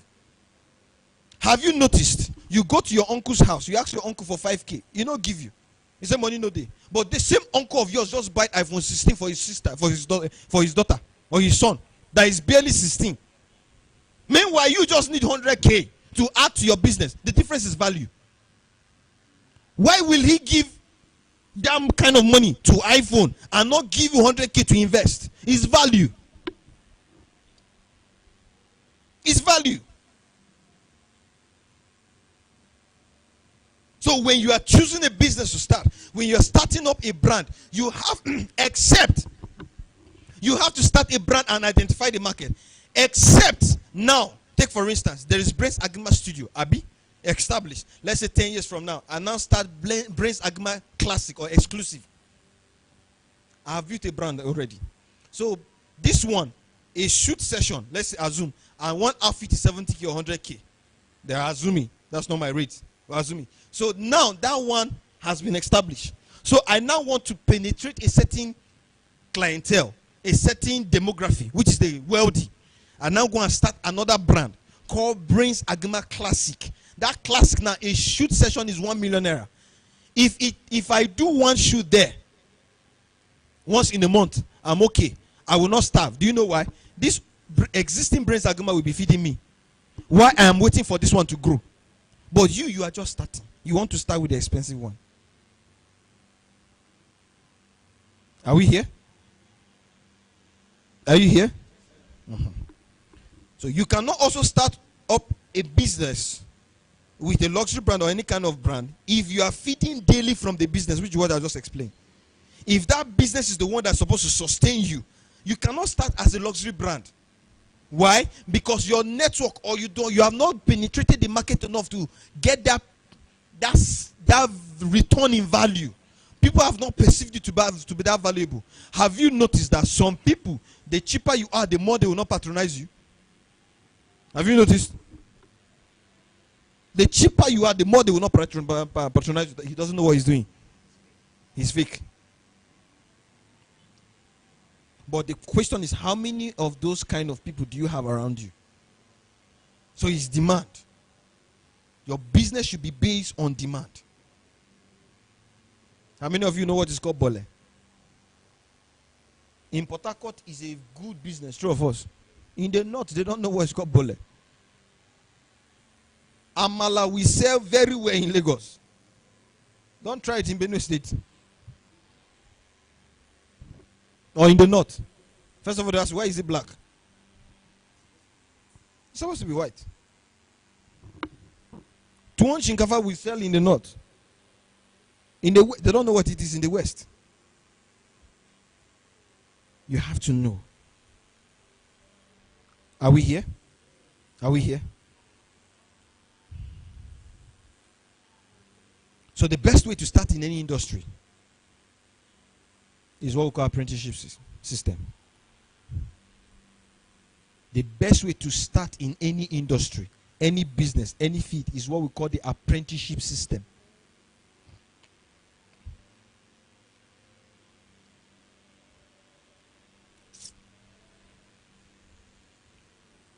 What does the apprenticeship system do? It gives you in-depth knowledge about the business.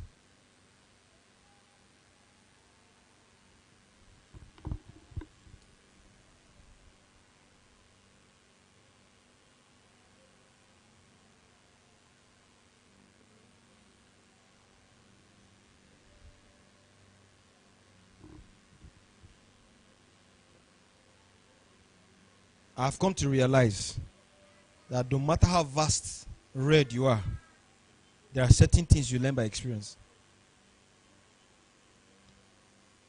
No matter how vast read you are, there are certain things you will learn by experience. In as much as experience is not the best teacher, but you will learn them by experience. So it is best that you have experienced certain things in certain field before you eventually invest in the field or in the business. Are you here? Number two, while you are doing the apprenticeship system, you are being exposed to the clientele base of that particular business.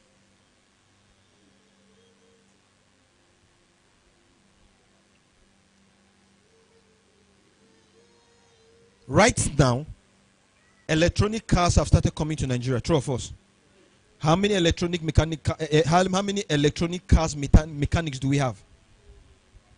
So if a wise person, the first thing to do is, it is easier for an existing mechanic to take a course outside Nigeria to learn how to fix electronic cars, because it's the next market that is coming. True or false? That's for an existing mechanic. So now, if you are not an existing mechanic that you want to venture in the thing now, first thing first, you have to go there. You have to go and learn about the electronic cars, learn how to fix them before you can now come to Nigeria and now start up a company that fix and maintain electronic cars. Now, how many young people are thinking like this? We are busy copying existing business ideas that are already existing. And the people are not just copying. The people that are copying are fighting the people that started the industry before you came.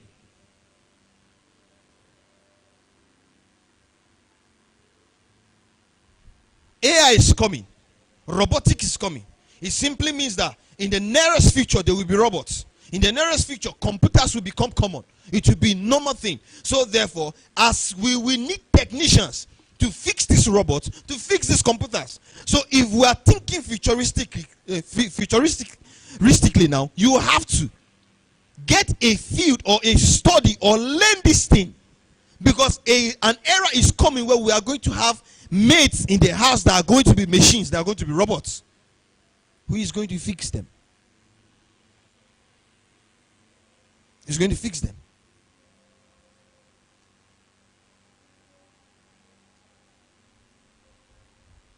Are we here? Are we here? So it gives you, it will help you create awareness to people that you are doing such a thing, that you do such a thing while you are serving. Are you here? Are you here? I said, how to start a business, you have to go and study the industry. That's one. Number two, ways of starting a business. You can get somebody that has the knowledge of the business. You go into partnership because you have money. You don't go to the person as though you want to own the business. No. 1,000 times no. We're in an era where people are trying to create things for themselves. So the best thing you can do is give the person the impression, or make the person believe that you are running a partnership. Both of you own the business. So the person will run the business as his own. This man runs a laundry. But I can bet you the net worth is not up to $1 million yet. So imagine, I want to open a high-class laundry system. I come to him. He has the technical know-how. I don't have the technical know-how. This is the kind of laundry idea I have. How can we do it? We need this, we need this, we need that. Okay, this is the percentage. You are going to go into a partnership. Maybe 50-50 or maybe 60-40, because I'm the one bringing the capital. You are the one running the business. My job is to provide the capital. Your job is to run the business. We run it effectively. That is the only way I will survive or succeed in that business, because I am leveraging on the knowledge of somebody that has been running it for years. But the problem with this part of the country is the day we sign that document, both of you have started thinking of how we cheat each other. That's just the problem. If there's one thing Nigerians have not harnessed in Nigeria, it's called partnership. Everybody wants to own everything 100%. If there's anything civil servant have access to what we call capital. They have access to loan. Yet all a civil servant is thinking in his entire 30 years of working is to buy a car and build a house. Meanwhile, you have a young man on your street that has been doing that business that he has been doing for years. All he needs is that push to scale. All you need to do is call him. I see you've been doing this thing. Let him convince you that if you invest in that thing, there's going to be returns. Why? You have access to loans. He doesn't. I have a message called the conspiracy against you. Hope you know it is easier for the bank to give Dangote a loan than give you loan. Who needs the money more?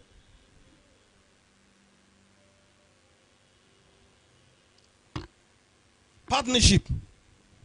We leverage it. If you have the money and you can't go and learn, leverage on the knowledge of the person that has the money. That has the knowledge. Why you have the money? You have a properly signed document, which is what we are supposed to teach in the next class. Guides to investment. Never go into partnership with anybody without a properly signed agreement. Written on paper, not verbal. Written on paper. This is the stakes. This is how it will be run. This is how the profit will be shared. This is how long this partnership will last before it will be reviewed again.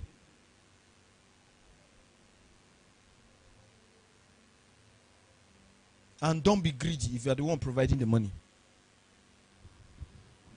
Some years back, 2020, it was COVID. A man called me that the wife is trying to start up a fashion house and they wanted to attach a studio to it. I told him to his face, hope you know with your money it will fail. He looked at me. He said, why did I say that? I said, you only have the money, you don't have the knowledge. He thought I was kidding. We started the whole thing, went through the process. Now, I was the one that recommended the equipment you buy. Did everything. And each time we go out, you make it look as though you are helping me. You make it look as though you are helping me. Not knowing that I am the one helping you. I'm the one with the knowledge. The what you have is what? Is money.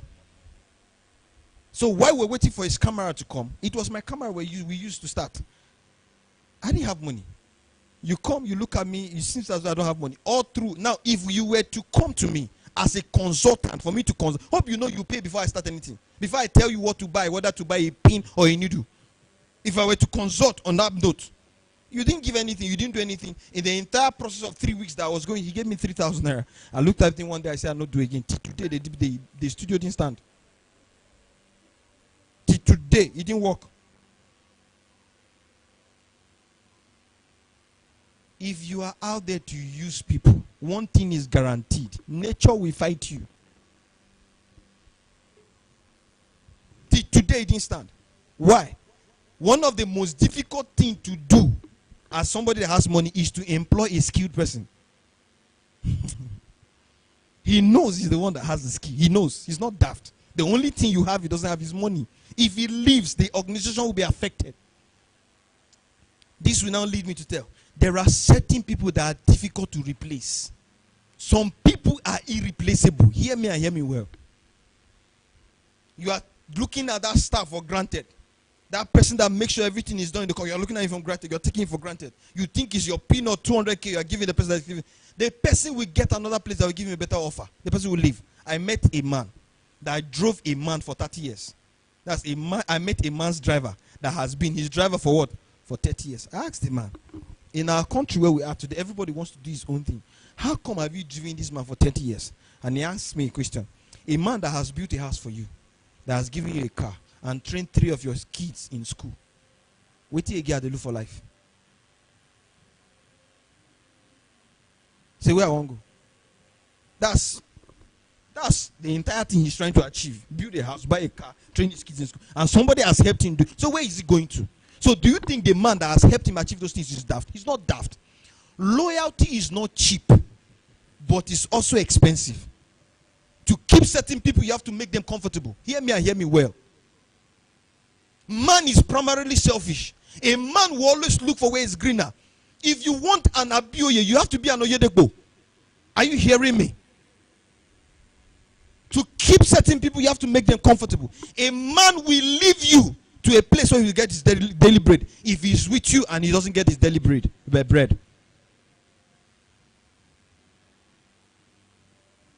Partnership. Scripture says 2 is better than 1 because they have a greater reward for their labor.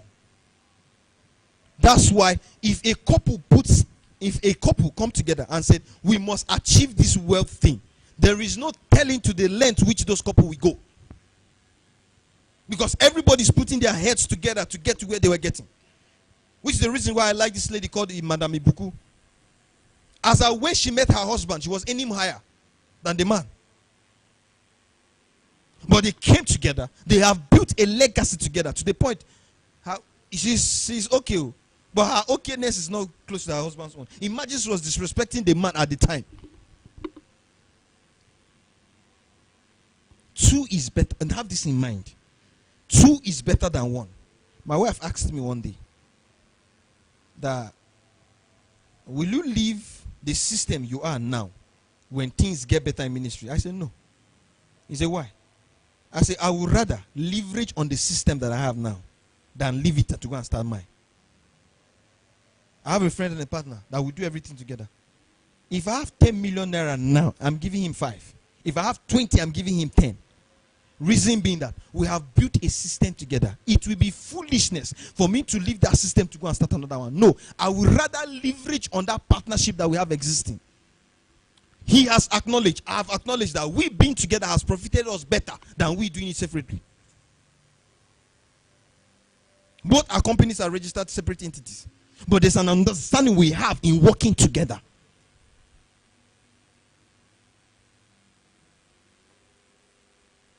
As a matter of fact, it will give me, when we get to that stage, it will give me a more leverage to do ministry effectively without actively doing business. Because I'll only be in partnership with the business. Partnership.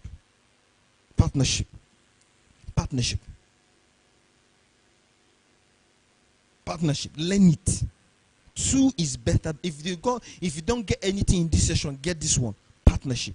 You will always do better with someone than doing it alone. Now, this is where the academic system has robbed us of life.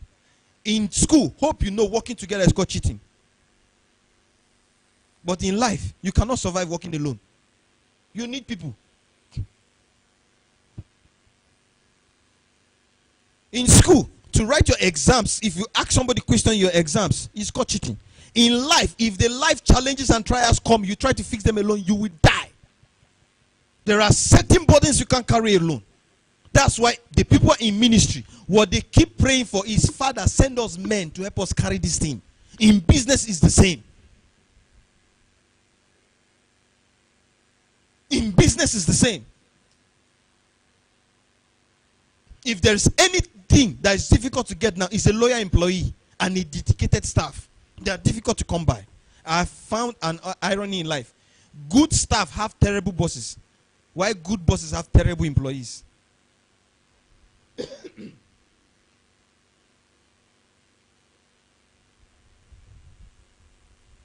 Leverage on partnership. Leverage on partnership. There's an illustration given in the book of Matthew where Jesus told Peter, cast your net into this side of the boat, Abby, to catch fish. Peter so caught enough fish that he couldn't handle it alone. He had to call the other fishermen to come do what? Help him. There is a certain level of breakthrough. You can't do them alone. You need people. You need partnership with other companies that are doing what you are doing to help you do them.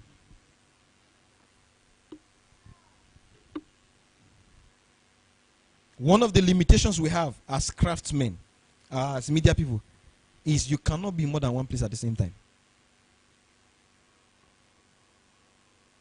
It's a limitation of man. Every man has. Is there anybody here that can be in more than one place at the same time? It's one of the features that makes God God. He is omnipresent. The ability for him to be in more than one place at the same time. But man is limited. So if you cannot be in more than one place, you cannot but work with people. You cannot but partner with people. You cannot but need people's help.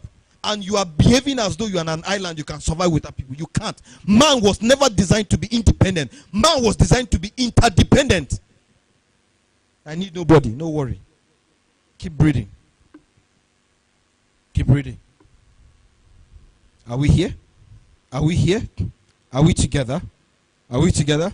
Now, in the next 30 minutes, we have just 30 more minutes to end this session. We're going to discuss something very important, the spiritual side of business.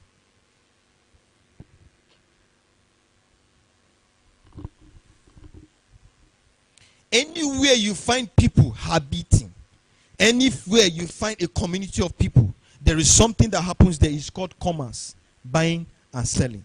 And anywhere that there is commerce, there are spiritual entities there backing up that transaction. Are we together? Have you, since you've been in Abuja, heard anywhere on radio that they are advertising or announcing that today is Gwagwalada market, today is Kuje market, today is Karo market, today is Nyanya market? Have you ever heard? But if you go to those markets on those market day, you will know that the crowd in the market on that day is unusually populated than the regular day. Who told those people that that day is market day? There are spirits facilitating this thing. There is what we call angelic PR. There's what we call demonic PR. There are forces responsible making sure that that market, so long as it is that market day, it has to do something called anagazo. It has to compel people to come to that particular territory that day. It's controlled by spirits.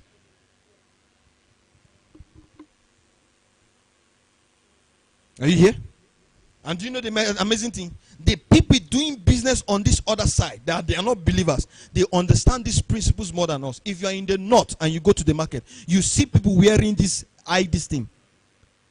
In my language, they call it toji. I don't know the name in English. Is what? Tiro in Hausa. Do you think it's normal? Where I'm from, that thing is meant for ladies. It's a beauty, this thing. It's an ornamental material to make ladies beautiful. It's to make ladies attractive. And you go to a place where you see a man wearing it. What does it tell you? It's not normal. It's a compelling force. The people on the other side understand this thing more than us. A man buries a cow in front of his shop. Do you think he's joking? Do you think he's joking? Hope you know you are not the only one doing that business in your territory. Hope you know you have competitors, and those competitors most of the time don't like your progress.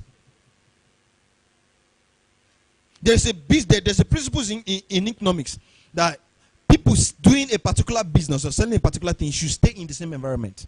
True of us. Now, amazingly, those people that stay in that environment, they have their own customers. But the day somebody sees his customer in your shop is a problem. It could be that it's that person's fault.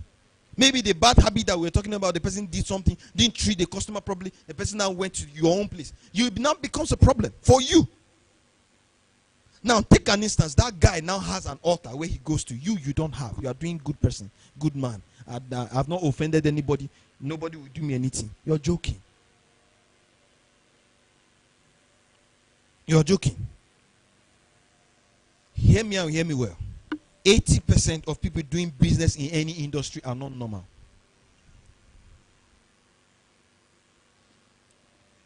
They are not ordinary. That's the word I'm trying to say. I had a shock of my life when I came to Abuja earlier and I climbed. There's a hill in town called Guzapi Hill. I climbed it. I saw cars parked. What were they doing?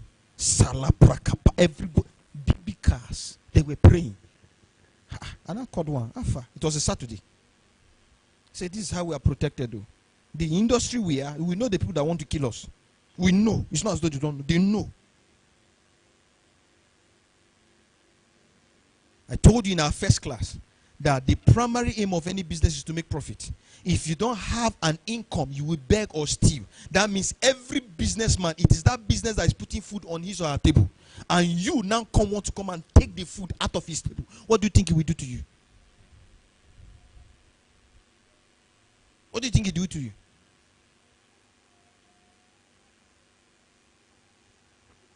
For every industry you find yourself, there are the sort of people called gatekeepers of that industry. They are the gatekeepers of that industry. And do you know what? There is a kind of enemy that you cannot bind nor cast them. Why does God make them like you? The Bible says that if the ways of a man are pleasing to the Lord, he makes even his enemies to be at peace with him. So what does God do for you when it comes to that point? He makes them to be at peace with you. They don't like you, but they cannot but be at peace with you. Every industry, there are no exceptions, especially the entertainment industry. I had a testimony of this guy called Scales.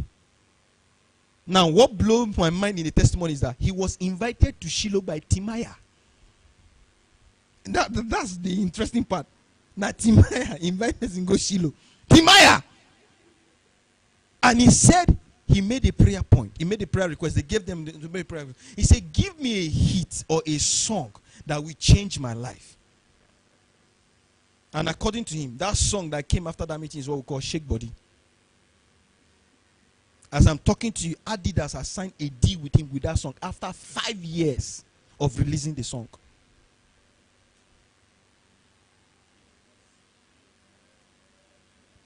Like I said, what caught my attention in the testimony is that it's Timaya that invited him to Shiloh. That means Timaya on his own, they go. There is a certain realm in business you will never get to except you are assisted by the spirit realm. Let me say it again.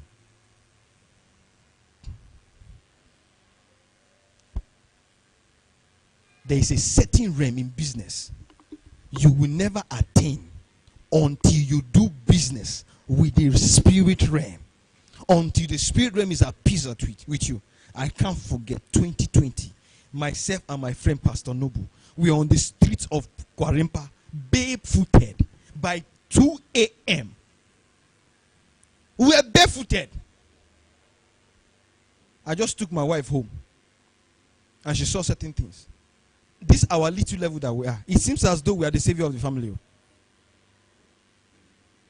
This small level where we did now. When I finished praying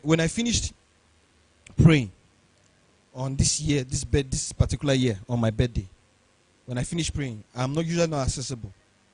I came back home. I held my wife, held my daughter. I began to pray. The first thing that came out of my eyes were tears. Why? This year alone, there have been 3 attempts on my life that I'm aware of. Not from strangers, from my own people. My own, not strangers, though. My own people. How do you explain that? The only person rising in the family will won't kill him. How do you explain? That's the African witchcraft we are practicing. The only person rising at this small level that we are.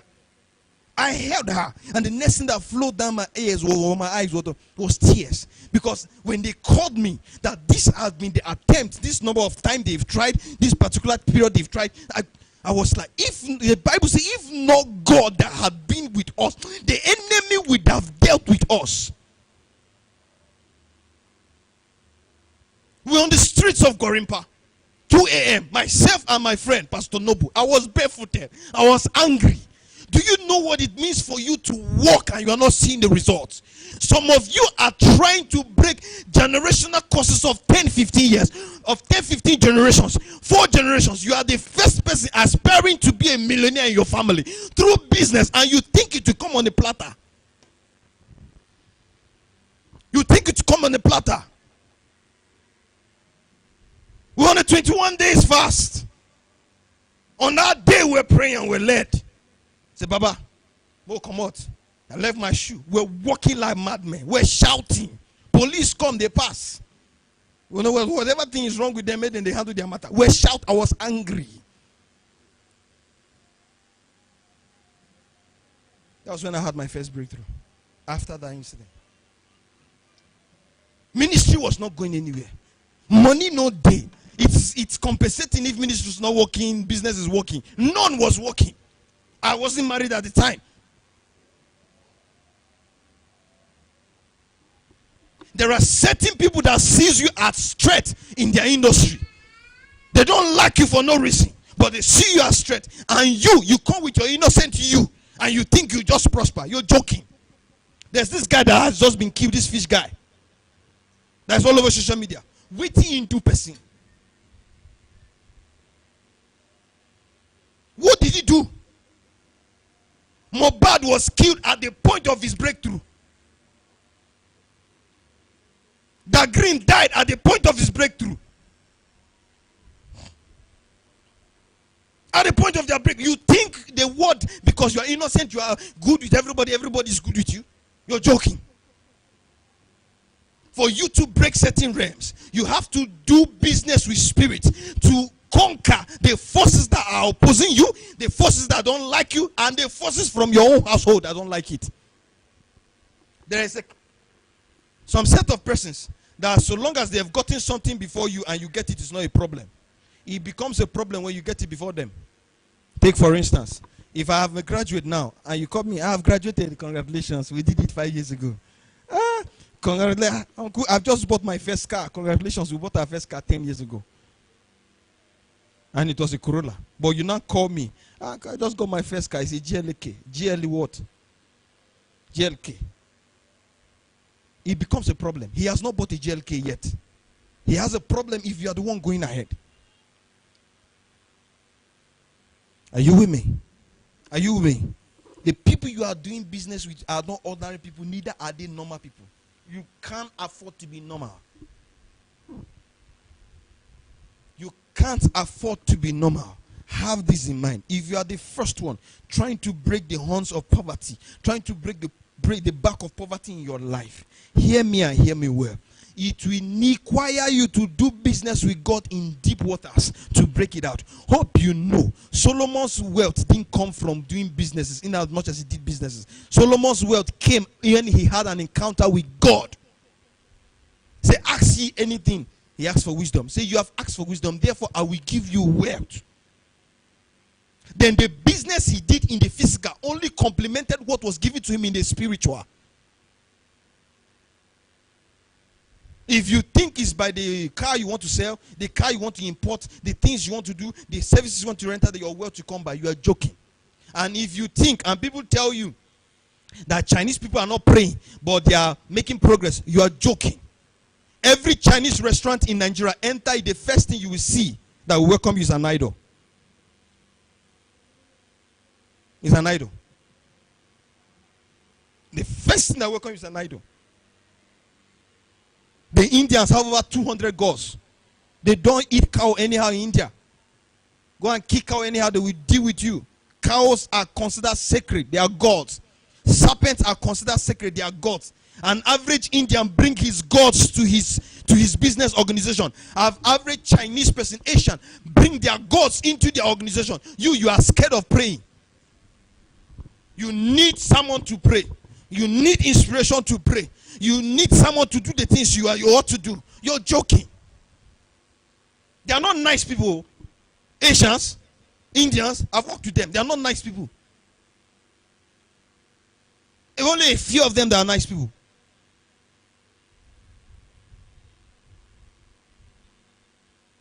Make it the way there are habits that make businesses fail. There are spiritual habits you need to have to make your businesses prosper. Number one of those habits that you need to have is prayer.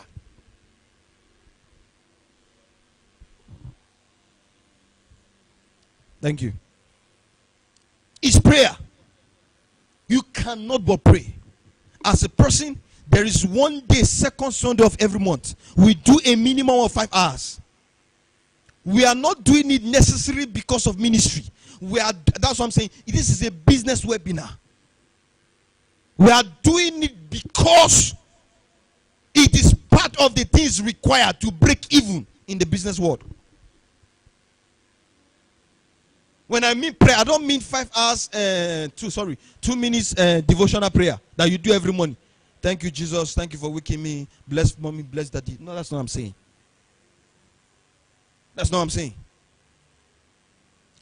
Get out a day. For us, we pray 5 hours minimum Every second Sunday of every month. For now, by next year, we are moving it to 10 hours. Once every month, we do it. Both for ministry and for business. If you're a business person, you need to. A lady bought a piece of property as big as this environment that we are. Hectares, hundreds of hectares of land. And whenever she wakes up that wants to go to the property, she will forget. She'll come back. This thing happened for like 5 years. Whenever she wakes up that wants to go to the property, she'll forget, she'll come back.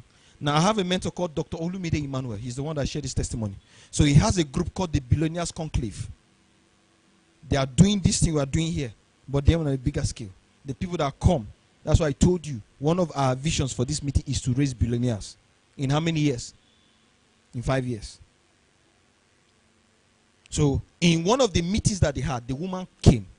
And that particular day, they were not teaching profit margin, making sales, setting target. No, that particular day was spiritual, this thing the way we were doing. And they prayed. He only taught for 1 hour. They prayed for 3 hours and they took communion. Instantly, she remembered. When that particular lady prayed that 3 hours, took the communion, instantly she remembered. She now called the man. How are you doing? Say, fine. I'm coming to come and see my land today. Guess what? The first question that came out of the man's mouth. Where did you go to? That means the mind has tied her to forget that property. So the only reason why she can remember is she has gone somewhere to undo what he did to her.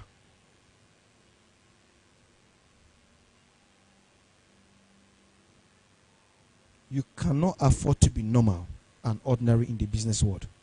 That's what I'm trying to say. You can't. I was opportune to do a family portrait or to shoot for a particular family. I got into the estate. The estate first of all blew my mind. Then I go into the property. It's a 2-bedroom duplex. It's a 2-story duplex rather. We entered. And I was hearing prayer upstairs. And I asked the woman, joking, what's happening? I hear sound. Say, it's daddy that is praying. And now this man asked, where are the boys? The boys were 10 and 12. Say, they are praying with daddy. They have been praying for 3 hours before we came. We shot for 3 hours. They were still praying. That's how many hours? They are not pastors. If you think you're pastors, it's normal. They were not pastors. So if a man could wake up, lock his first 2 sons in the house. Today, you're not going anywhere. You're praying for 6 hours. Men and brethren, to break through in the business world, you have to trade and have certain habits. Number 1 is what? Is prayer. Number 2 is fasting.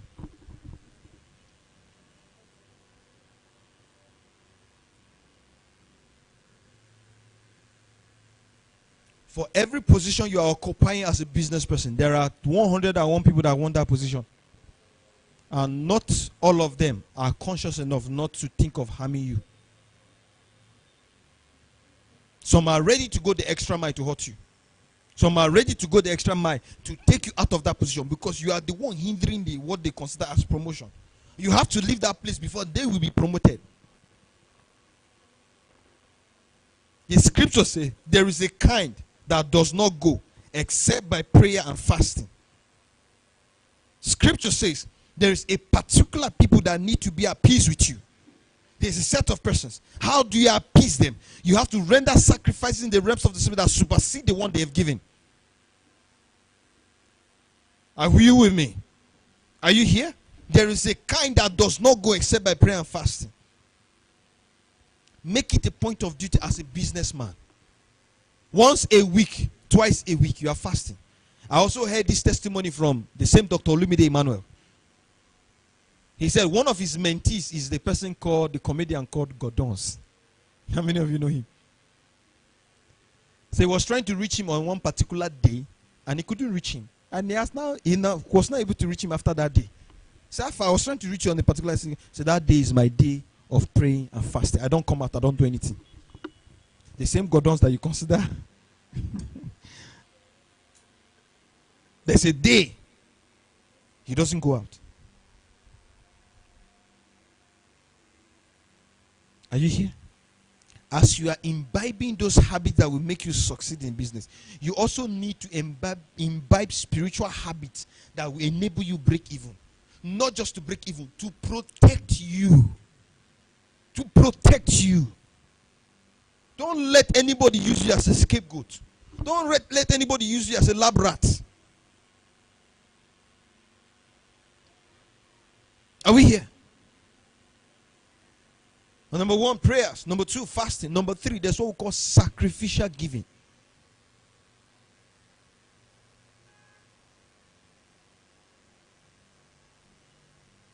Giving has been abused. I have a friend. Most of my time I spent with him. He talked about it. And churches are manipulating people. I said the only reason why churches are manipulating people to give is because the principle works. If the principle wasn't working or doesn't work, the manipulation wouldn't have worked. It's a principle. Irrespective of the fact whether it has been abused or not, it works. As a person, as a business, I sow every week. If I miss a week, the following week I'm combining the previous week and that week, and I'm sowing. I have a covering. Oh, Jesus Christ.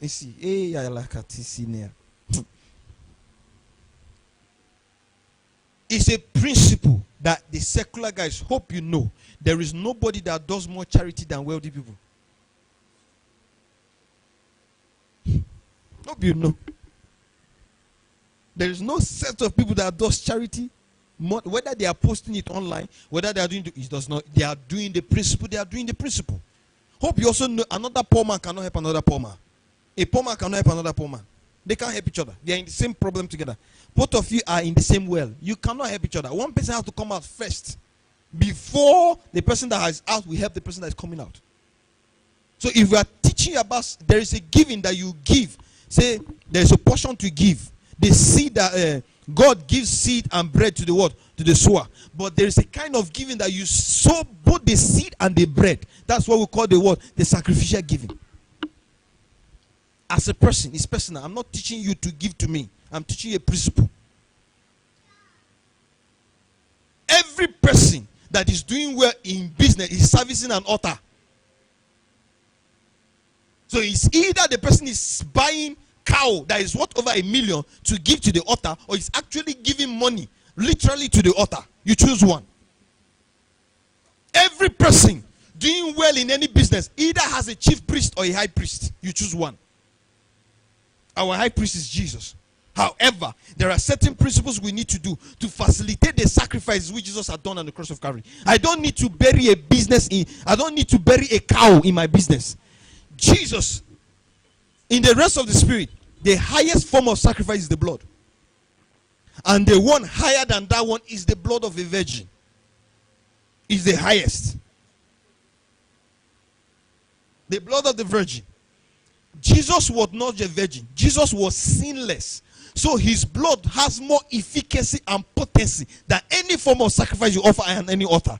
So what I do with my prayer, with my fasting, with my giving and my consecration is facilitating and activating that thing that Jesus did on the cross of Calvary. So if you go and bury a cow to fight against my business, me, it was a man that was buried, not a cow. Are you hearing me? This is what will be the differentiating factor. I've done business in Abuja for years now. I met a man one time with a fellow pastor with another pastor in a ministry I was involved in previously. The man opened his boot and there was a serpent there was a python in his boot that he was walking around with it.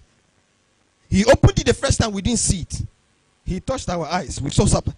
He shifted backwards. So why is it there? So that's the source of the wealth. The person I was with and me, both of us were pastors. Don't let anybody deceive you. There are principles we practice. There are principles we trade. Myself and my partner just finished a 21 days. Prayed every night, shouted every night. We're praying, First of all, you can't cut our life short because you don't like us. Secondly, the portion allocated to us must be given to us. The Bible says the profit of the land is for all. Even the king is fed from it. So I will take my portion. Nobody will steal my portion. In the Lord's Prayer, Jesus made provision for your daily bread. Jesus made provision. Anybody that wants to hijack that daily bread of mine is in trouble. There's a portion allocated to me.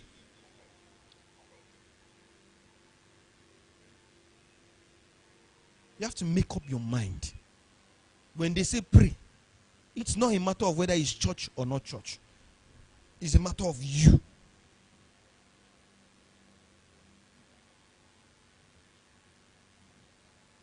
Are we together? Are we together?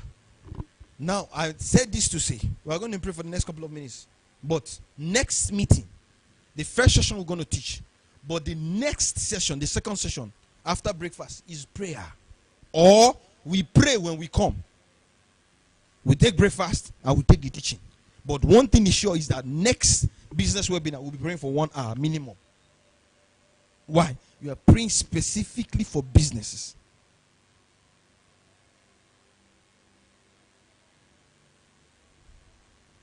If you are to break certain trend, if you are to break certain patterns, you have to do them intentionally. Your father was a civil servant. Your grandfather was a civil servant. Nobody has been able to build a business in your family. You are the one that is trying to do it. It will not come easy. Do you think your dad didn't try it? Or do you think they didn't want to? If they had known better, they would have done better.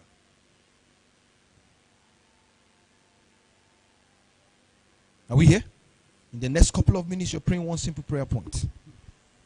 Father, this business of mine, whether you've started or not, the Bible says, whatsoever you find your hand to do, do it well. And say, I will prosper. The work of your hands will prosper. Just open your mouth and begin to pray. Open your mouth and begin to pray. You are praying for your business. Online, on site, Kamia Suse, Alifritus Kabishalaba. Call the name of your brand, whether it has started or not. Alifra Kamiso Kovo Shalaba, UNN Studios, Kamipa Lifre Kuvo Sala, Brains Agma Studio, Kami Lifretus Kamishala Brakaba. Nobody will cut us short because they don't like our progress. Nobody will cut us short because they perceive us to be a threat to them. Melifre kumonte, jelifra sisekede shalea, jili zezuzi ataiko. Oh Seli, melifrata salavrada sugementa, azuz kebenta la bagabada la bragada, amico vosia, lifre susamia teku vose, jegede sugede, vico vasi via tai kunompe, lavri suzeka via tai kamanta laba, and show your praying. Jelevra kabanto elifrates que verses egede segede jikede sogobosela livre jabi mamati que douce akusika daisuya livra tasa la brakamanta je livre nus kamanto lovrokobosh le bregere asika taisulia egede segede livra dasa gada silia deses ayala vragabosh le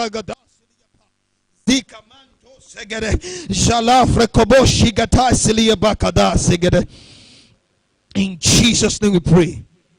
Look up. Some of you, your businesses are located in territories that businesses don't prosper. There are certain spiritual issues you have to deal with. There are some of you, your businesses are located in territories that there's a threshold. That this business will not cross a certain limit. There are some of you, your businesses and territories, that they have certain altars that milk that business. Some of you, there's a particular pattern you have in your life. When a particular deal is supposed to come through, a lady comes around you and everything goes south. Or after you've executed the contract or done the business, a lady come around you, or you spend the money on women.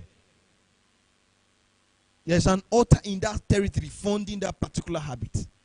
If there's anything you need to have as a business person, is discipline. I missed it. One of the habits that makes business fail is indiscipline. Indiscipline with money, indiscipline with women, indiscipline with your body. You will fail as a businessman if all you think is popori. You want to do dorime. The small change that has come, you've blown it in the club. The small change that has come, you are using it to impress one girl that is not interested in your existence.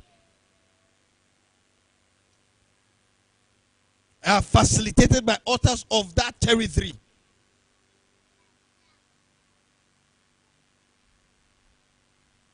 You have to make up your mind that this path I've chosen, if it was easy, everybody would have had a business. If it was easy, everybody would have had a company. If it was easy, everybody would have started it. But it's not that easy. That's why not everybody is an employer of labor. Are you hearing me? Are you hearing me? Take this session seriously. Go back to your drawing board. What are the things I'm doing wrong with this business? What are the things? Where am I getting it wrong? Then implement the spiritual side. There is more to this spiritual side. I just said let me introduce it at this point so that you will know. As you are starting up, let nobody cut you off because you are becoming a threat to the person. Are you hearing me? Father, we give you all the glory. We exalt your name. In Jesus' name. We're going to give room for 2 questions. We're going to give room for 2 questions.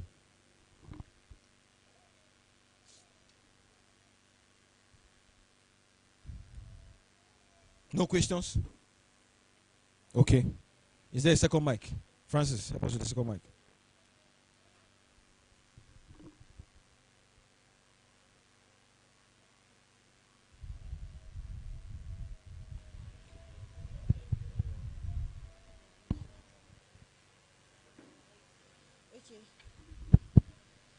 So I have 2 questions. Take it closer to your mouth. Take I it closer. have 2 questions. Yes. The first one is concerning the last webinar. Take it closer to your mouth. The first one is concerning the last webinar class. You said that for every lady, there's a skill which she has to learn, which is cooking. And Basic. for basic, yes. Mm-hmm. And for the guys, it's it's driving. But we are going to a system of technology where we don't need drivers. But for a guy now who is focused in that area, how will that person still remain relevant in the system? Number 1, there are self-driven cars that are coming in back. For now, they are not yet here. Abi? Yes. I said the basic skill you need to have as a man starting up in life, have driving skill. Is the skill job description that you can get easily as a driver starting up in life. Then as a woman, the basic skill you need to have as a lady is what? Is cooking. Because you can start a restaurant, anything with cooking. It's basic skill you need to, survival skill you need to have as a woman. So now for the guys, the self-driven cars are not yet all over yet. Especially in this part of the world, Africa. If you are in the West, well, the next is laundry. Ironing. 2, is the fastest business you can start. Laundry.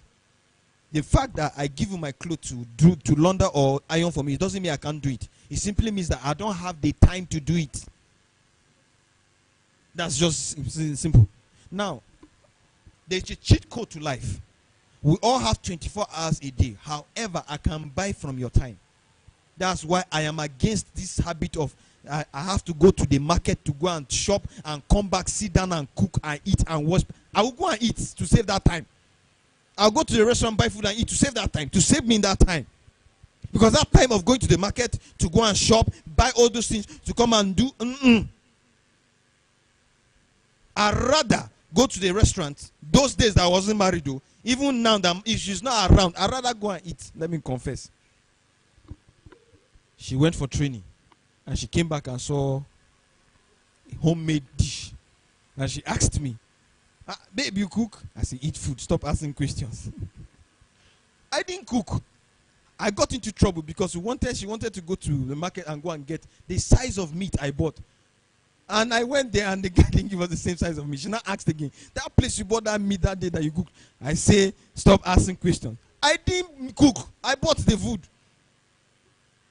This truth confession. I cannot be going to the market. She was not around. And I was left with pain here. I cannot be going to the market to go and do market, come back. I will go and buy one meal of food and one plate of food, eat and save myself the stress of going. I am buying the time. So if I give a dry cleaner my clothes, it's not because I can't. I have a laundry. It's not because I can't do it. It's the time. Why I cannot be wasting time washing and ironing myself. I will use the time for something else. So in as much as we have 24 hours, I've been able to buy 1-2 hours from this guy. And I don't use it to do another thing. So now instead of me, there's a certain level in life you will need a driver. If you are saving that 50, 70, 80,000 naira from the driver, it will cost you more. Why? If I have a driver, that driving is stressful. Driving is stressful. So I'd rather have that driver drive me. For now, I don't have it yet because I've not got it there. But if time is coming, I will have a driver. Why? I'd rather use that time from Guax to town. If you are driving, is 45 minutes. I will use it in productive thinking rather than insulting people on the road. You don't get sense. You know this is one. Every driver is a madman. With all due respect. No matter how calm you are, road users will frustrate you. Are you here? Especially you live in an environment where you have to battle with keke and bike. They don't have sense. Are you here? So that 45 minutes of driving to town, I will use it for constructive thinking. I can prepare a message. I can do something productive. So in as much as we have 24 hours, there are certain people buying people's time. Are you here? So my brother, if the country you are, there are self-driven cars that are common, go do laundry. These are basic skills you need to start up in life. Second question. Okay, the second question is when you said if your partner, if your husband or your wife does not involve you in their business, and you gave a scenario where if your wife sees 10 million in your account, she begins to assume that you have money. But certain cases where the partner does not explain to the spouse that this is what is going on, that's what will make her assume that you have You no don't money. assume, you ask. If she failed to ask, that's the first error. If you fail to ask, don't use the money. It's not yours. But we are one. We know we are one. Now this is the balance. Yes, we are what? One. However,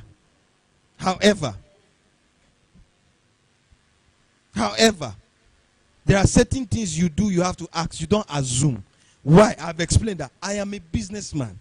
So for me being a businessman, for the fact that my account was credited 10 million, doesn't mean the entire profit of the is 10 million. No.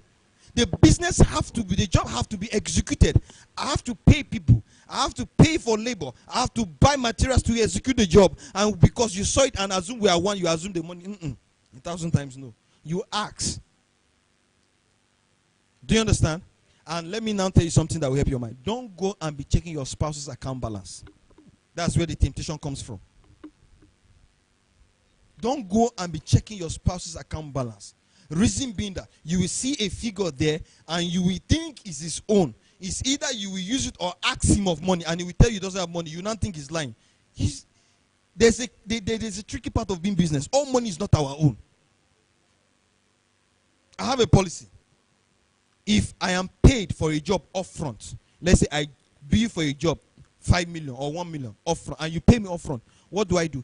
Everybody that I was supposed to be part of me on that, I will also pay the people upfront so that I will not use the money and now become under pressure on the day of delivery.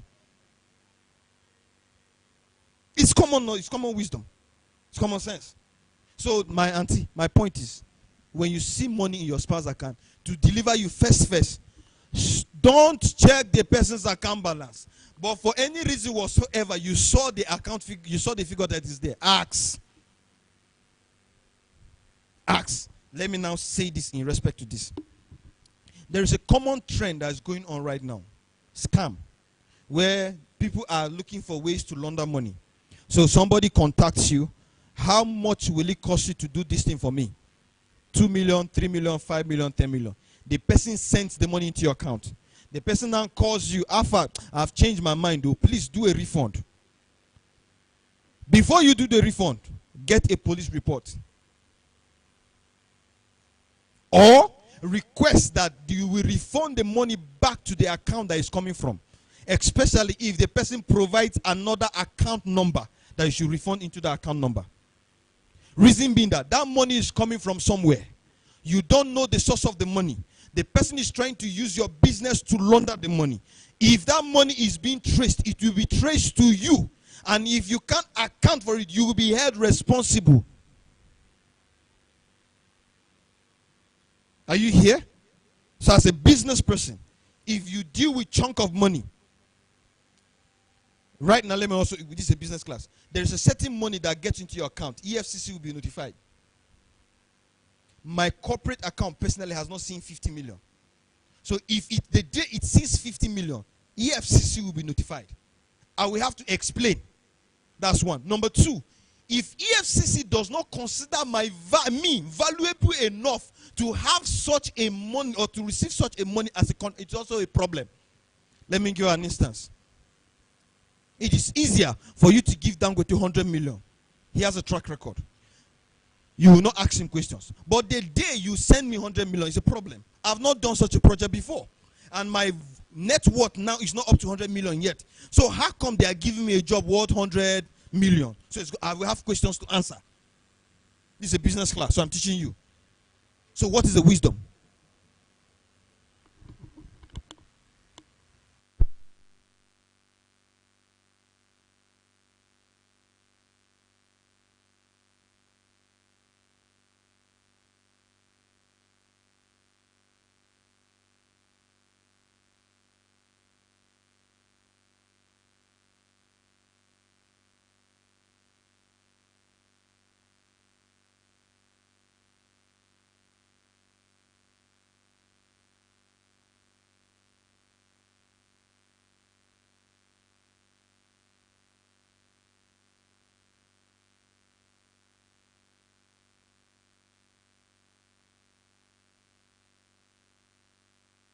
Hope you got the wisdom.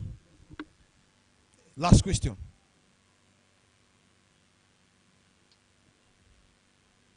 No question. No question. Media, project the last picture I gave you. Are we here? So we're going to stop here for today. The next meeting is when? It's 4th of October. Now, he came after breakfast, Abi? Okay. Now, this meeting is designed so that you can have breakfast. For us to prepare effectively for you before you come, you have to register so that we can know the exact number of people coming.